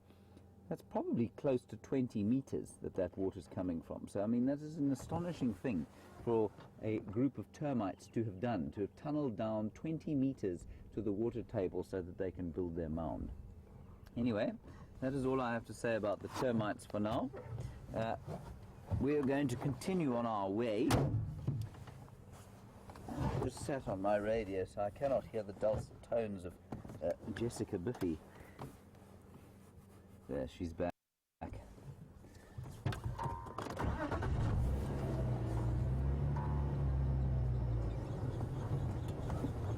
So, Heidi, I said it was about 36 degrees in that termite mound. I think that's what it was. That's certainly what it felt like. I think that there definitely have been studies done on exactly how hot it is in there. I think it's between 32 and 36 degrees, and that of course is the optimum temperature for metabolic processes to take place. After, over sort of 39 and 40, the enzymes which are required for metabolic processes will stop functioning. And so if you can get your temperature up to around 32, 36, that's when your metabolism will work best. And that colony almost functions as one organism. So they maintain their temperature almost like a mammal does. Or the mound maintains its temperature like a mammal does, at roughly the same temperature as your body. And that's because the enzymes function regardless of what species you are at roughly that temperature. Just over here we have a herd of Impala, one of whose number seems to have been killed round about where Shadow and Sindile were found today. I know Lee found some hair from one of the Impala, but there are so many of them that they don't seem to be too dreadfully upset by the loss of one of their kin. And you can see a completely mixed herd here, males and females, youngsters, adults. That's a young male, and he's almost a year old now. And Impala are very easy to age, of course, because we know when they're born. They're born at the end of November, early December, and so when they get to around this time of year, we know that they are how many months old, Brian? Almost 10 months old, Brian. Yes, nearly a year. Sindile is just over a year now, I think, so they're just younger than he is.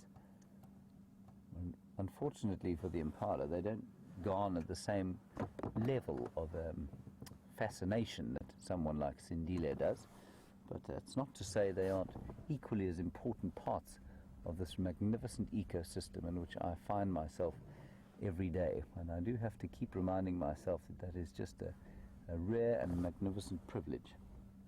There is also, you will see there, as Brian pans across, a zebra that has decided to seek safety amongst the Impala.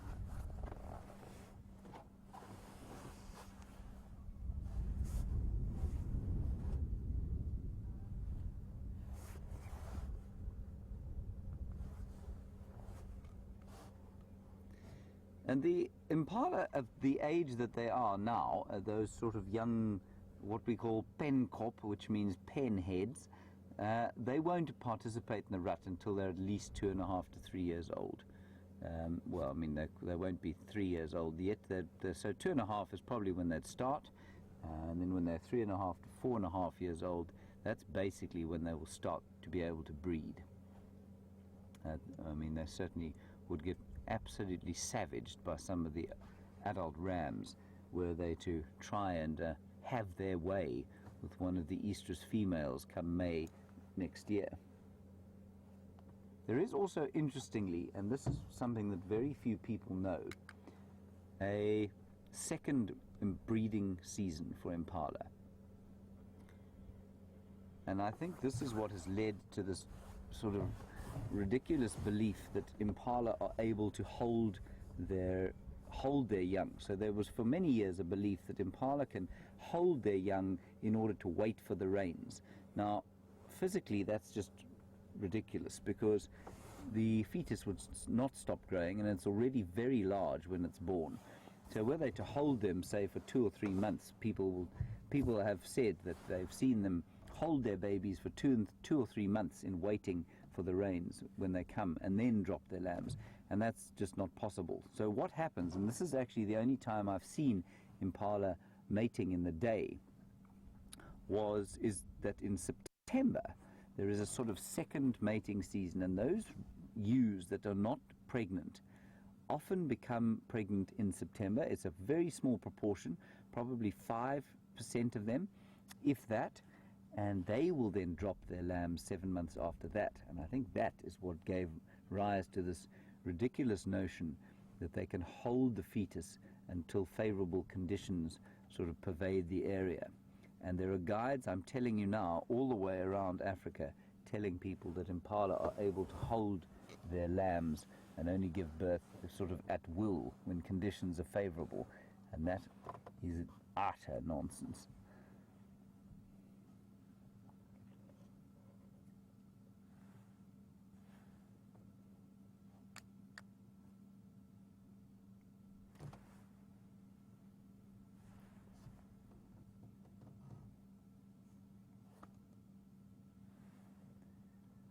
You can see, quite interestingly, Brian, can we go back to that zebra just so we can compare the sort of colour? In fact, there's an impala with the zebra there. I'm just going to perform an acrobatic feat to get out of the way of the camera. So look at the difference in the colour, and it really does beg the question as to what strategy or what has created such a totally different strategy to predator avoidance, or is it predator avoidance?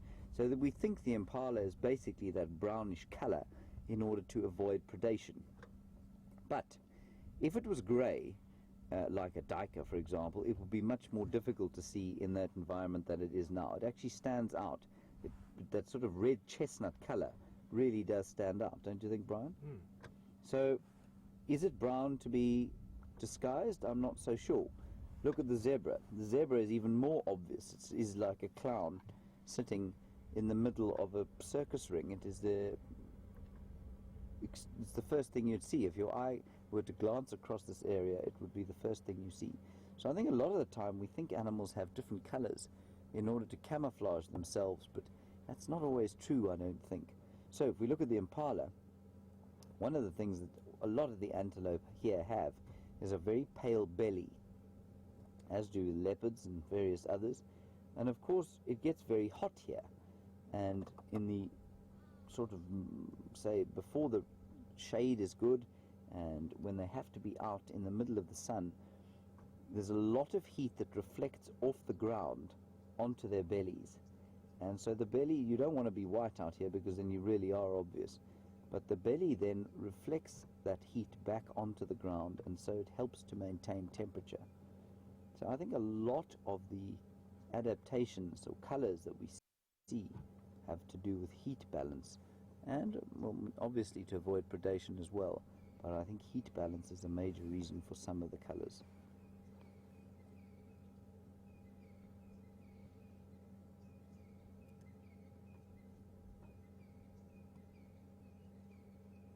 Just hear some Franklins calling there. You can see, just look at that picture. That's actually a brilliant example of it. The first thing you'd see there, other than the magnificent jackalberry tree, there is the white and black stripes of the zebra's bottom sticking out on the left-hand side there.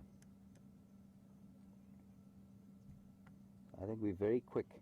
We're very, very quick, in fact, to sort of talk about animals' coloration as being some sort of camouflage or some way of disguising themselves. And what happens then is that, much like the impala lamb sort of myth that I've presented to you, it becomes part of the sort of guides or lexicon, and the legends of it fill the bush. And so these things go on and on and on, and they perpetuate, and they become sort of part of the truth. And I wonder if the Batelier, and I think our audiences, Georgianne especially, is pretty much put paid to that, But I just wondered if the Batelier name wasn't similarly, you know, somebody said once it was acrobat or tumbler, and maybe that's why it became that, and everyone accepted it as gospel. Georgianne has very kindly pointed out that even the Oxford English Dictionary says it is Old French. But another good one, while we drive along here, the most dominant tree that you will see on all of the ridge crests here is the marula tree. Now the marula tree is used to make various kinds of beverages, some of them alcoholic, and, sorry Brian, astonishing bird flying over us. It's an eagle of some sort, and it is the first Wahlberg's eagle. Look at that. I was just saying yesterday how excited I was going to be to see a Wahlberg's eagle, because they really are the first herald of spring for me. And that, there he is. That actually makes up for all of the sightings that I've missed today. Wonderful. Wahlberg's eagle, everybody, he's back. And I know that because of the size, a small eagle with a very narrow tail. And the tail was just a little bit flared there as he flew over. And I'll show you a picture of my Wahlberg's eagle. That is very exciting. Hooray. Winter is over. Officially, according to me, as of now. Let me find the magnificent Wahlberg's eagle for you. There he is. He comes in a variety of different colours and cultivars, and that one was the sort of stock standard brown. And they'll be looking now for mates. I mean, some of them will come back with mates, and then they'll probably often go back to one or two nest sites. Often it's the same nest site from year after year that they'll go back to and try and raise a single chick, which will then migrate away at the end of the summer, which mercifully is well away from us now. Yay, first Wahlberg's eagle. Brian, are you excited? Good. So, Wahlberg's eagle, Aquila wahlbergii. I feel a great sense of warmth now pervading my body. So, all the way along these ridge crests, as I was saying, are the marula trees, and you can make various things from marula trees, including jam, beer, and it is put into something called amarula cream, although I think it's more for the name that they actually use the stuff. I don't think they use very much at all. But what that did was it led to, combined with a movie called The Gods Must Be Crazy, I'm just going to look at some nyala we have here. It gave to the rise to the legend that elephants can become drunk by eating marula fruits. Now this has been comprehensively disproved by somebody who said for an elephant to have that level of alcohol from marula fruit, that it would make them drunk, that each bucket sort of full of marulas would be the equivalent of half a beer. And so an elephant would have to eat something in the vicinity of 200 kilograms in order to become vaguely affected.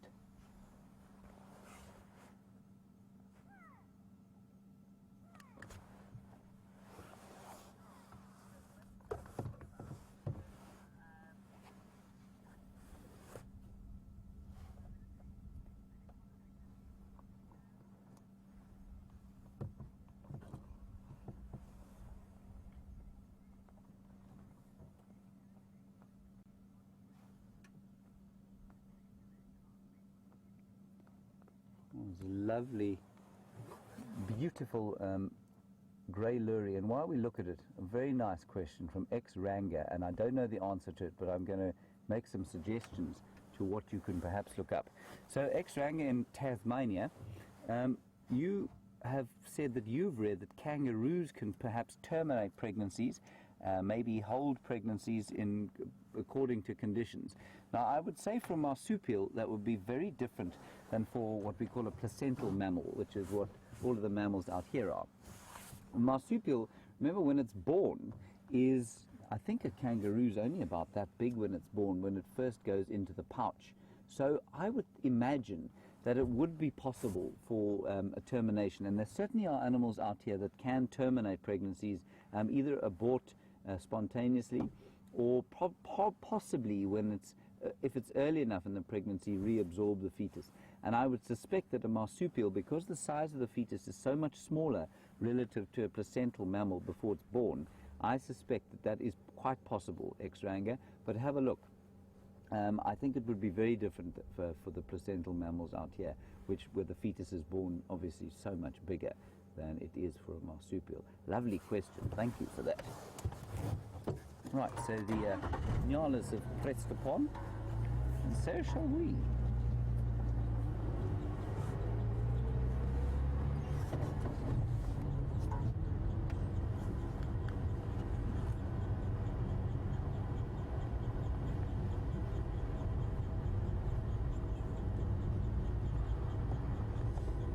And while we're driving along on this grey day here, looking for interesting things, I'm just quickly going to perhaps explain the difference between a placental mammal and a marsupial, and then we'll go across to Scott. A marsupial, for those of you who don't know, is something like a kangaroo, which carries its baby in a pouch for many months before it's able to be independent. And a placental mammal is something like us, or all of the mammals out here, which have a placenta in the uterus, off of which the baby or the fetus will survive. So we're going to head across to Scott. He's got a large, tall mammal, a bit like Brian and very unlike me, and we'll see you just now.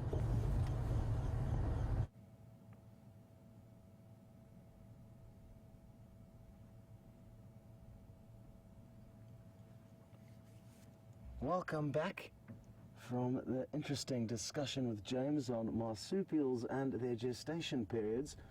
We've got another animal here. It's not a marsupial, and all you can see are some of its legs for now, but as Andrew continues to pan up, you'll soon realize that it is a beautiful big giraffe. Look at that dark coat.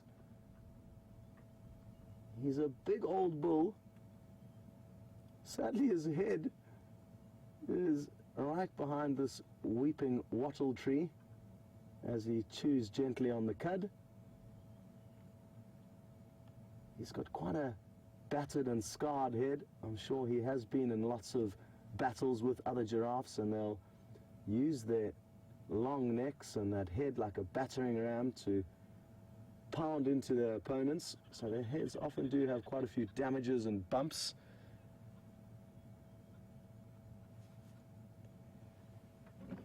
What I'm going to do is I'm just going to try and reposition quickly, because I think he's not going to move too much. And we'll try and get you a clear view of his head.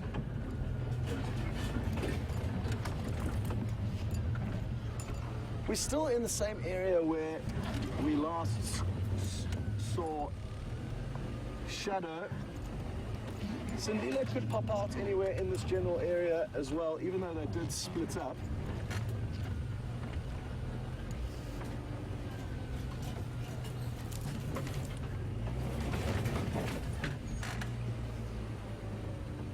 Going to work a little bit further forward. There we go. That should do the trick. So not sure where she disappeared to. She was intently hunting something, so that's why we're still here, hoping we might hear something, but we got lucky and bumped into this giraffe along the way.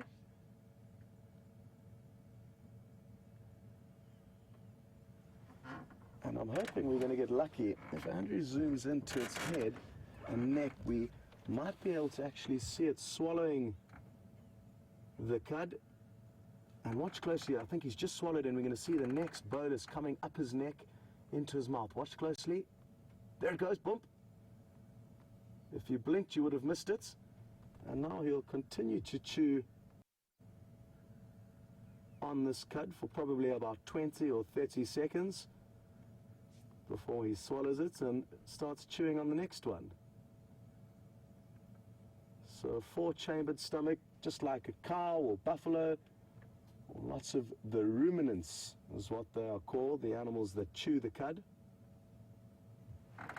Now you can see what I was talking about earlier, that head of his, lots of bumps and scratches.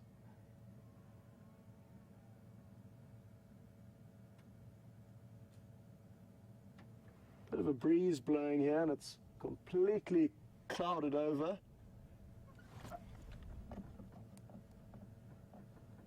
Some nice overcast conditions. It's warmed up dramatically in the few weeks that I've been away, and was very surprised to see how warm it was yesterday and even this morning. So these clouds are a blessing for us to keep us cool.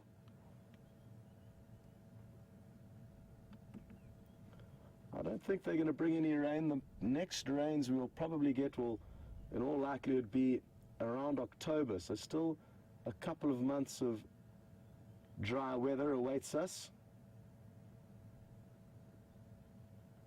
And it's going to be tough for the herbivores, just like this giraffe, to find enough food to keep them well nourished for the rest of the dry season.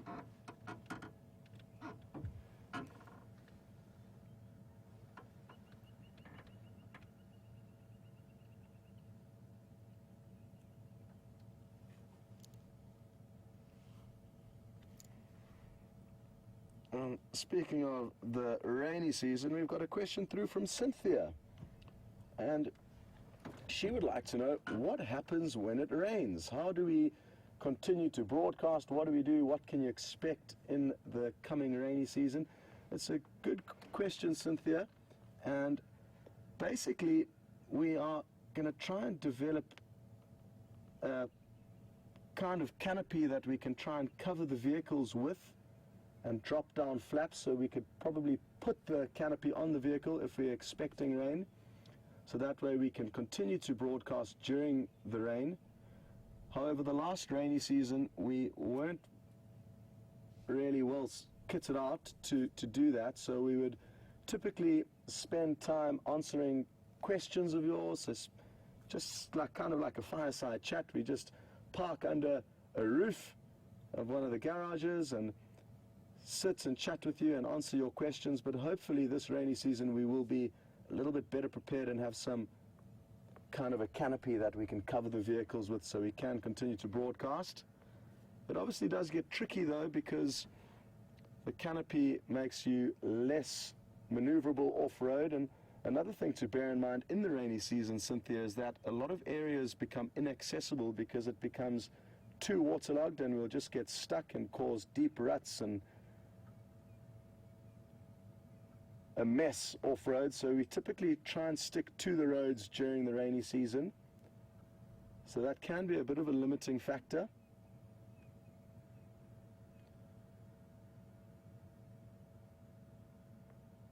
Thankfully, the last rainy season we didn't have too much rain, so it didn't impact us too badly. But this coming rainy season, if it is a normal rain season where we will get about 500 millimeters of rain annually during the months of October, November, December and January. Those are our main rainfall seasons, or rainfall months. We could be expecting a lot of rainy weather, but hopefully, like I say, we will have some systems in place to allow us to continue filming.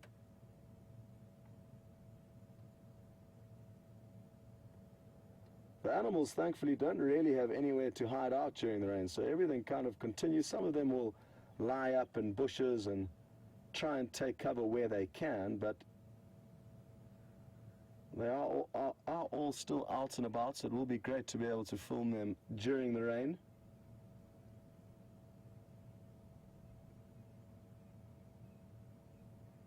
He really is a beautiful big specimen, this.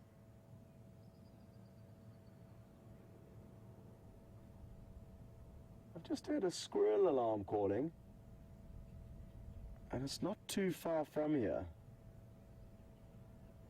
So we'll wait a few more moments and then probably head off and see if the squirrel hasn't spotted Shadow or Sindile. It'll be great for us to try and keep as close a tabs of them as possible this morning, as that will increase our likelihood of finding them this afternoon on the sunset safari. Great, well I think we can leave this big old boy here to continue chewing the cud and go and see what else we can find.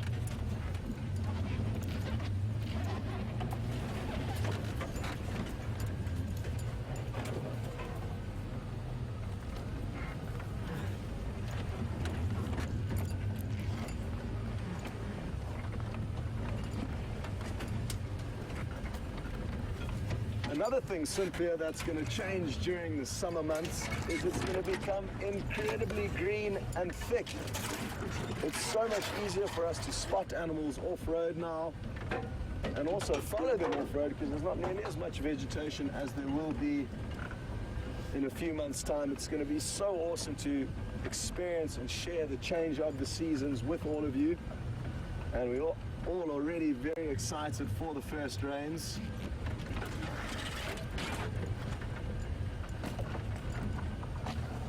A lot of birds are also going to be arriving in the coming months, migrating back to us from all other parts of Africa and even further abroad than that. From Europe and Asia, some birds will travel, so there are going to be about 200 more birds in the area during our summer months, and an influx of insect life, as well as reptiles. A lot of the reptiles that are lying dormant now during the cold, dry months are going to come out and keep us entertained. So there's going to be a lot more animals to see than the winter months. So that's something to look forward to.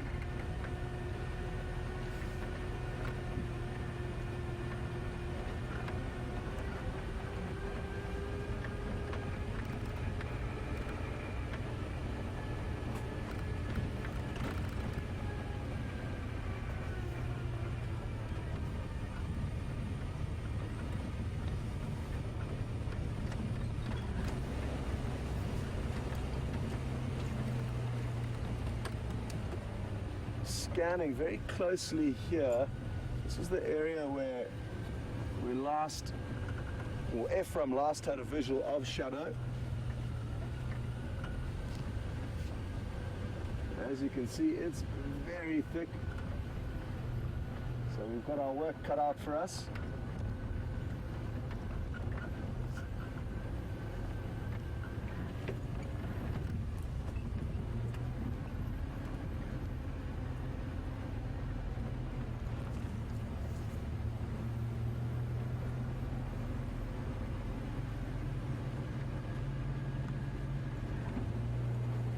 What we're going to do, if we don't have any luck here, we're going to loop around to the treehouse waterhole. There's a chance that both Shadow and Sindile have possibly made their way there to eventually have a drink after she got sidetracked on her way there earlier, hunting something.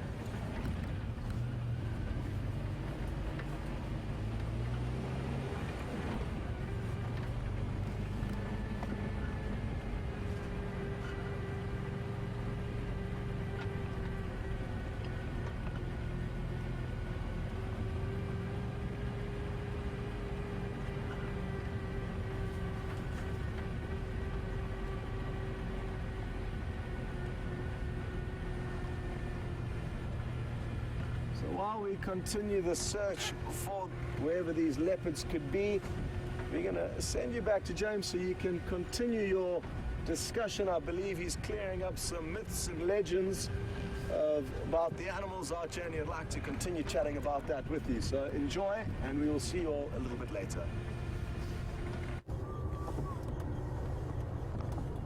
Hello everybody, welcome back to Wendy, and I believe you had a marvellous giraffe sighting with Scott. And we're just going to continue with the discussion on the sort of fetus holding and the ability of mammals to do that sort of thing.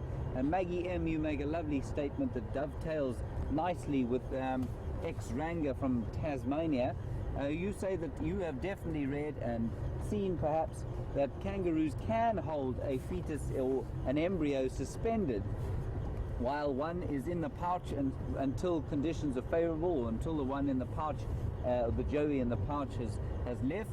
So that's very interesting. And again, I think that's probably because they're the marsupials and they probably have a slightly different system from the placentals.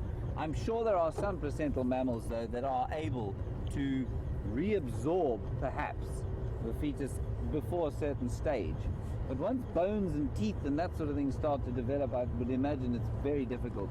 And certainly in conditions, adverse conditions out here, I imagine it's possible for things like Impala to perhaps abort their fetuses spontaneously, and they will then disappear obviously quite quickly through predation and scavenging.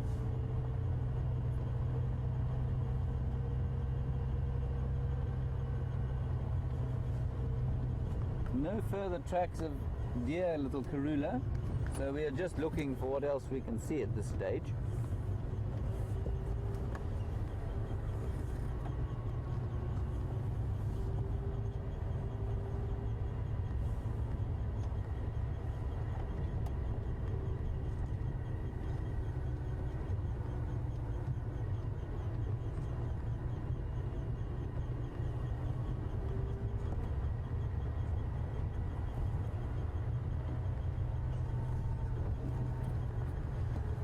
Just some further comments as we drive past a marula tree. This is one here on our right hand side. Basically on the elephants getting drunk, and Georgianne and Marianne have got some comments on that. And Georgianne, you say, would they have to hold the marula fruits in the stomach in order for them to ferment in order to get drunk? This is the elephants, of course. Georgianne, well, no, I think they would probably have to eat them already fermented. I don't think that they would form too much alcohol in the stomach. I'm not really sure, but regardless, it's impossible. And the legend comes from a film called The Gods Must Be Crazy. I think that's what it was, where apparently, you know, it's an old South African film, and it was probably used for poetic license.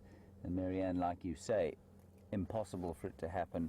You don't think elephants can get drunk? Well, certainly not on a couple of marula fruits. I've eaten many marula fruits in my time, and I have never become inebriated on any of them. Brian, you? No.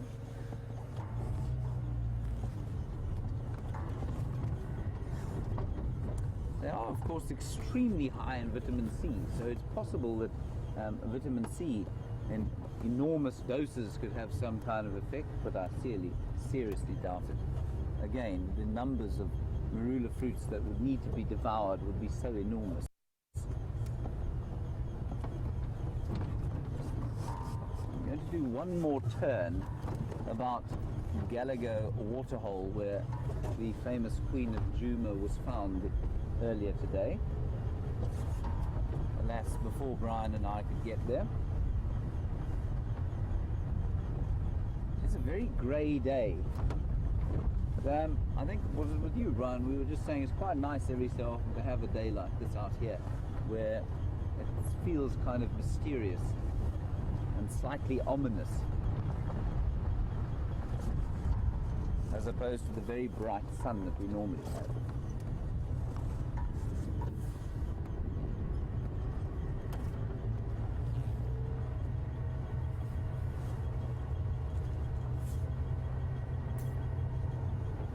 So this is round about where I left you, where we left trying to find Karula earlier, and well, we'll just see. We might be lucky. If she doesn't pop out somewhere, I suspect it will mean that she's murdered something inside the block and is perhaps just coming to the waterhole to drink while she eats it, in which case we should be able to find her, but getting a vehicle in there will present another challenge entirely.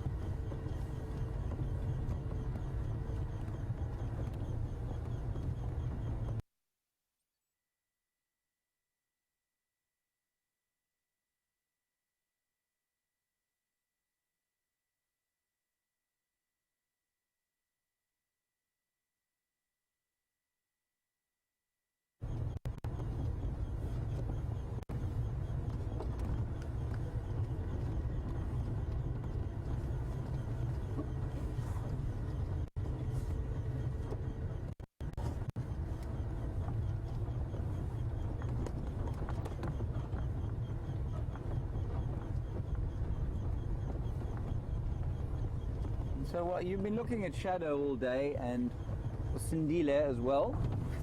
They are, of course, the daughter and grandson of Karula, the Queen of Juma and WildEarth. And Siberia, Zumi, you want to know what would happen if they met because of their ages. Well, I think that Shadow is just about 9 and Karula is probably pushing 12 at this stage, or certainly in her 12th year.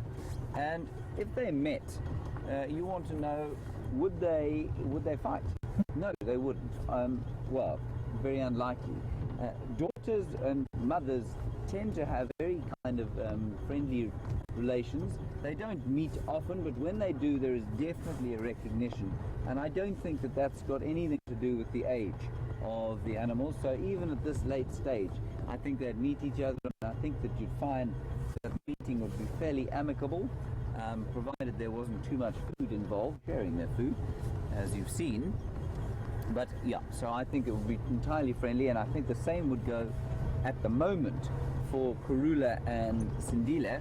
But as Sindile gets a little bit older, so that will probably change, because once he becomes a territorial male, things seem to change quite a lot, and they become a lot more, as the testosterone starts to course through their bodies, it just tends to make them very different animals indeed.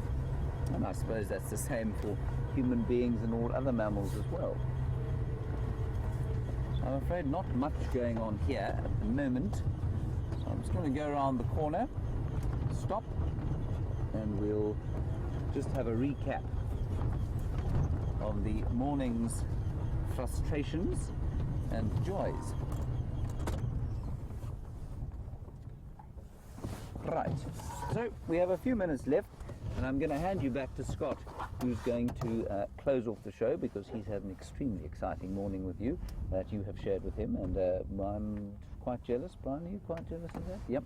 Haven't seen a leopard for a wee whiley, and it would be very nice to see one. Perhaps this afternoon I shall be lucky. Now, it's a very sort of ominously, like I said, ominously weathered day, so I'm quite looking forward to going and enjoying it wherever I will during the course of the day. I'll probably go for a little wander a bit later and enjoy it.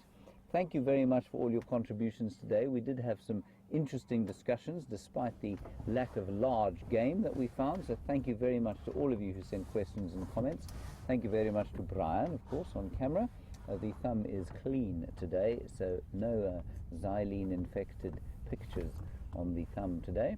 And thank you, of course, to the debut, first directing of Jessica Biffy. Interesting name that, I've never heard it before. I shall find out today where it comes from.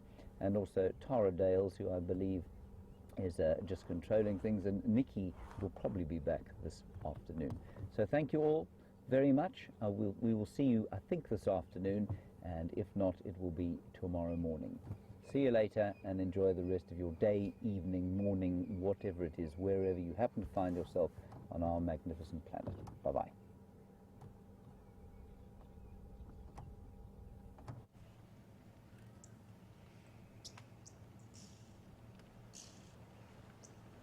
Well, just like the big bull giraffe we saw earlier, this buffalo bull and his companions are also chewing the cud. So it seems like the right time of day to be doing that. And there's about 10 or so buffalo here amongst us.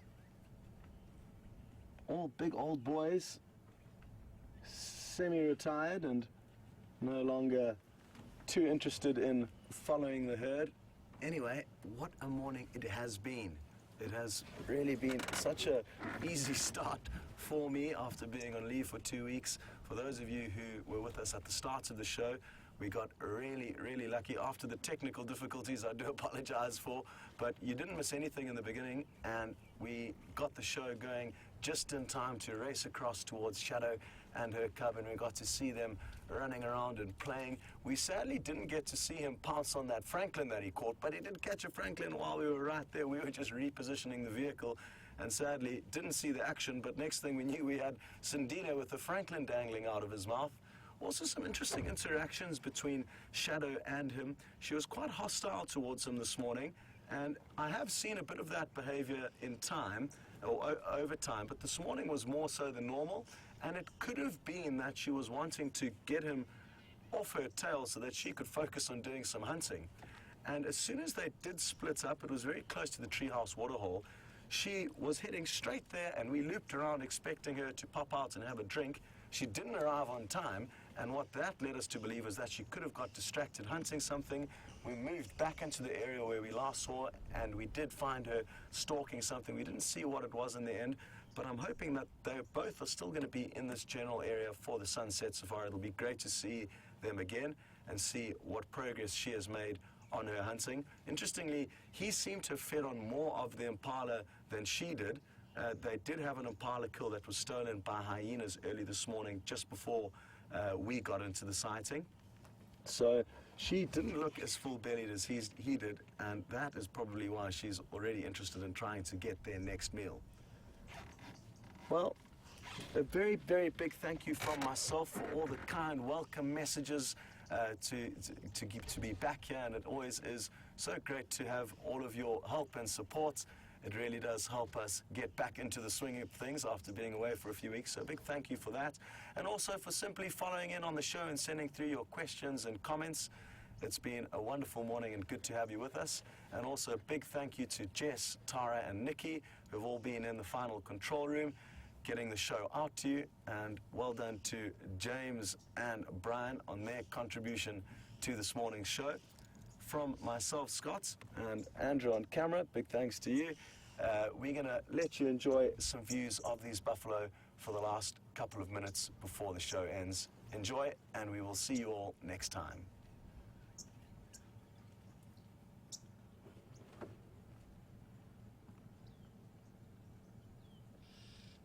You'll notice there's a few oxpeckers hopping around, and that's what Andrew's going to try and show you now for the last minute or so.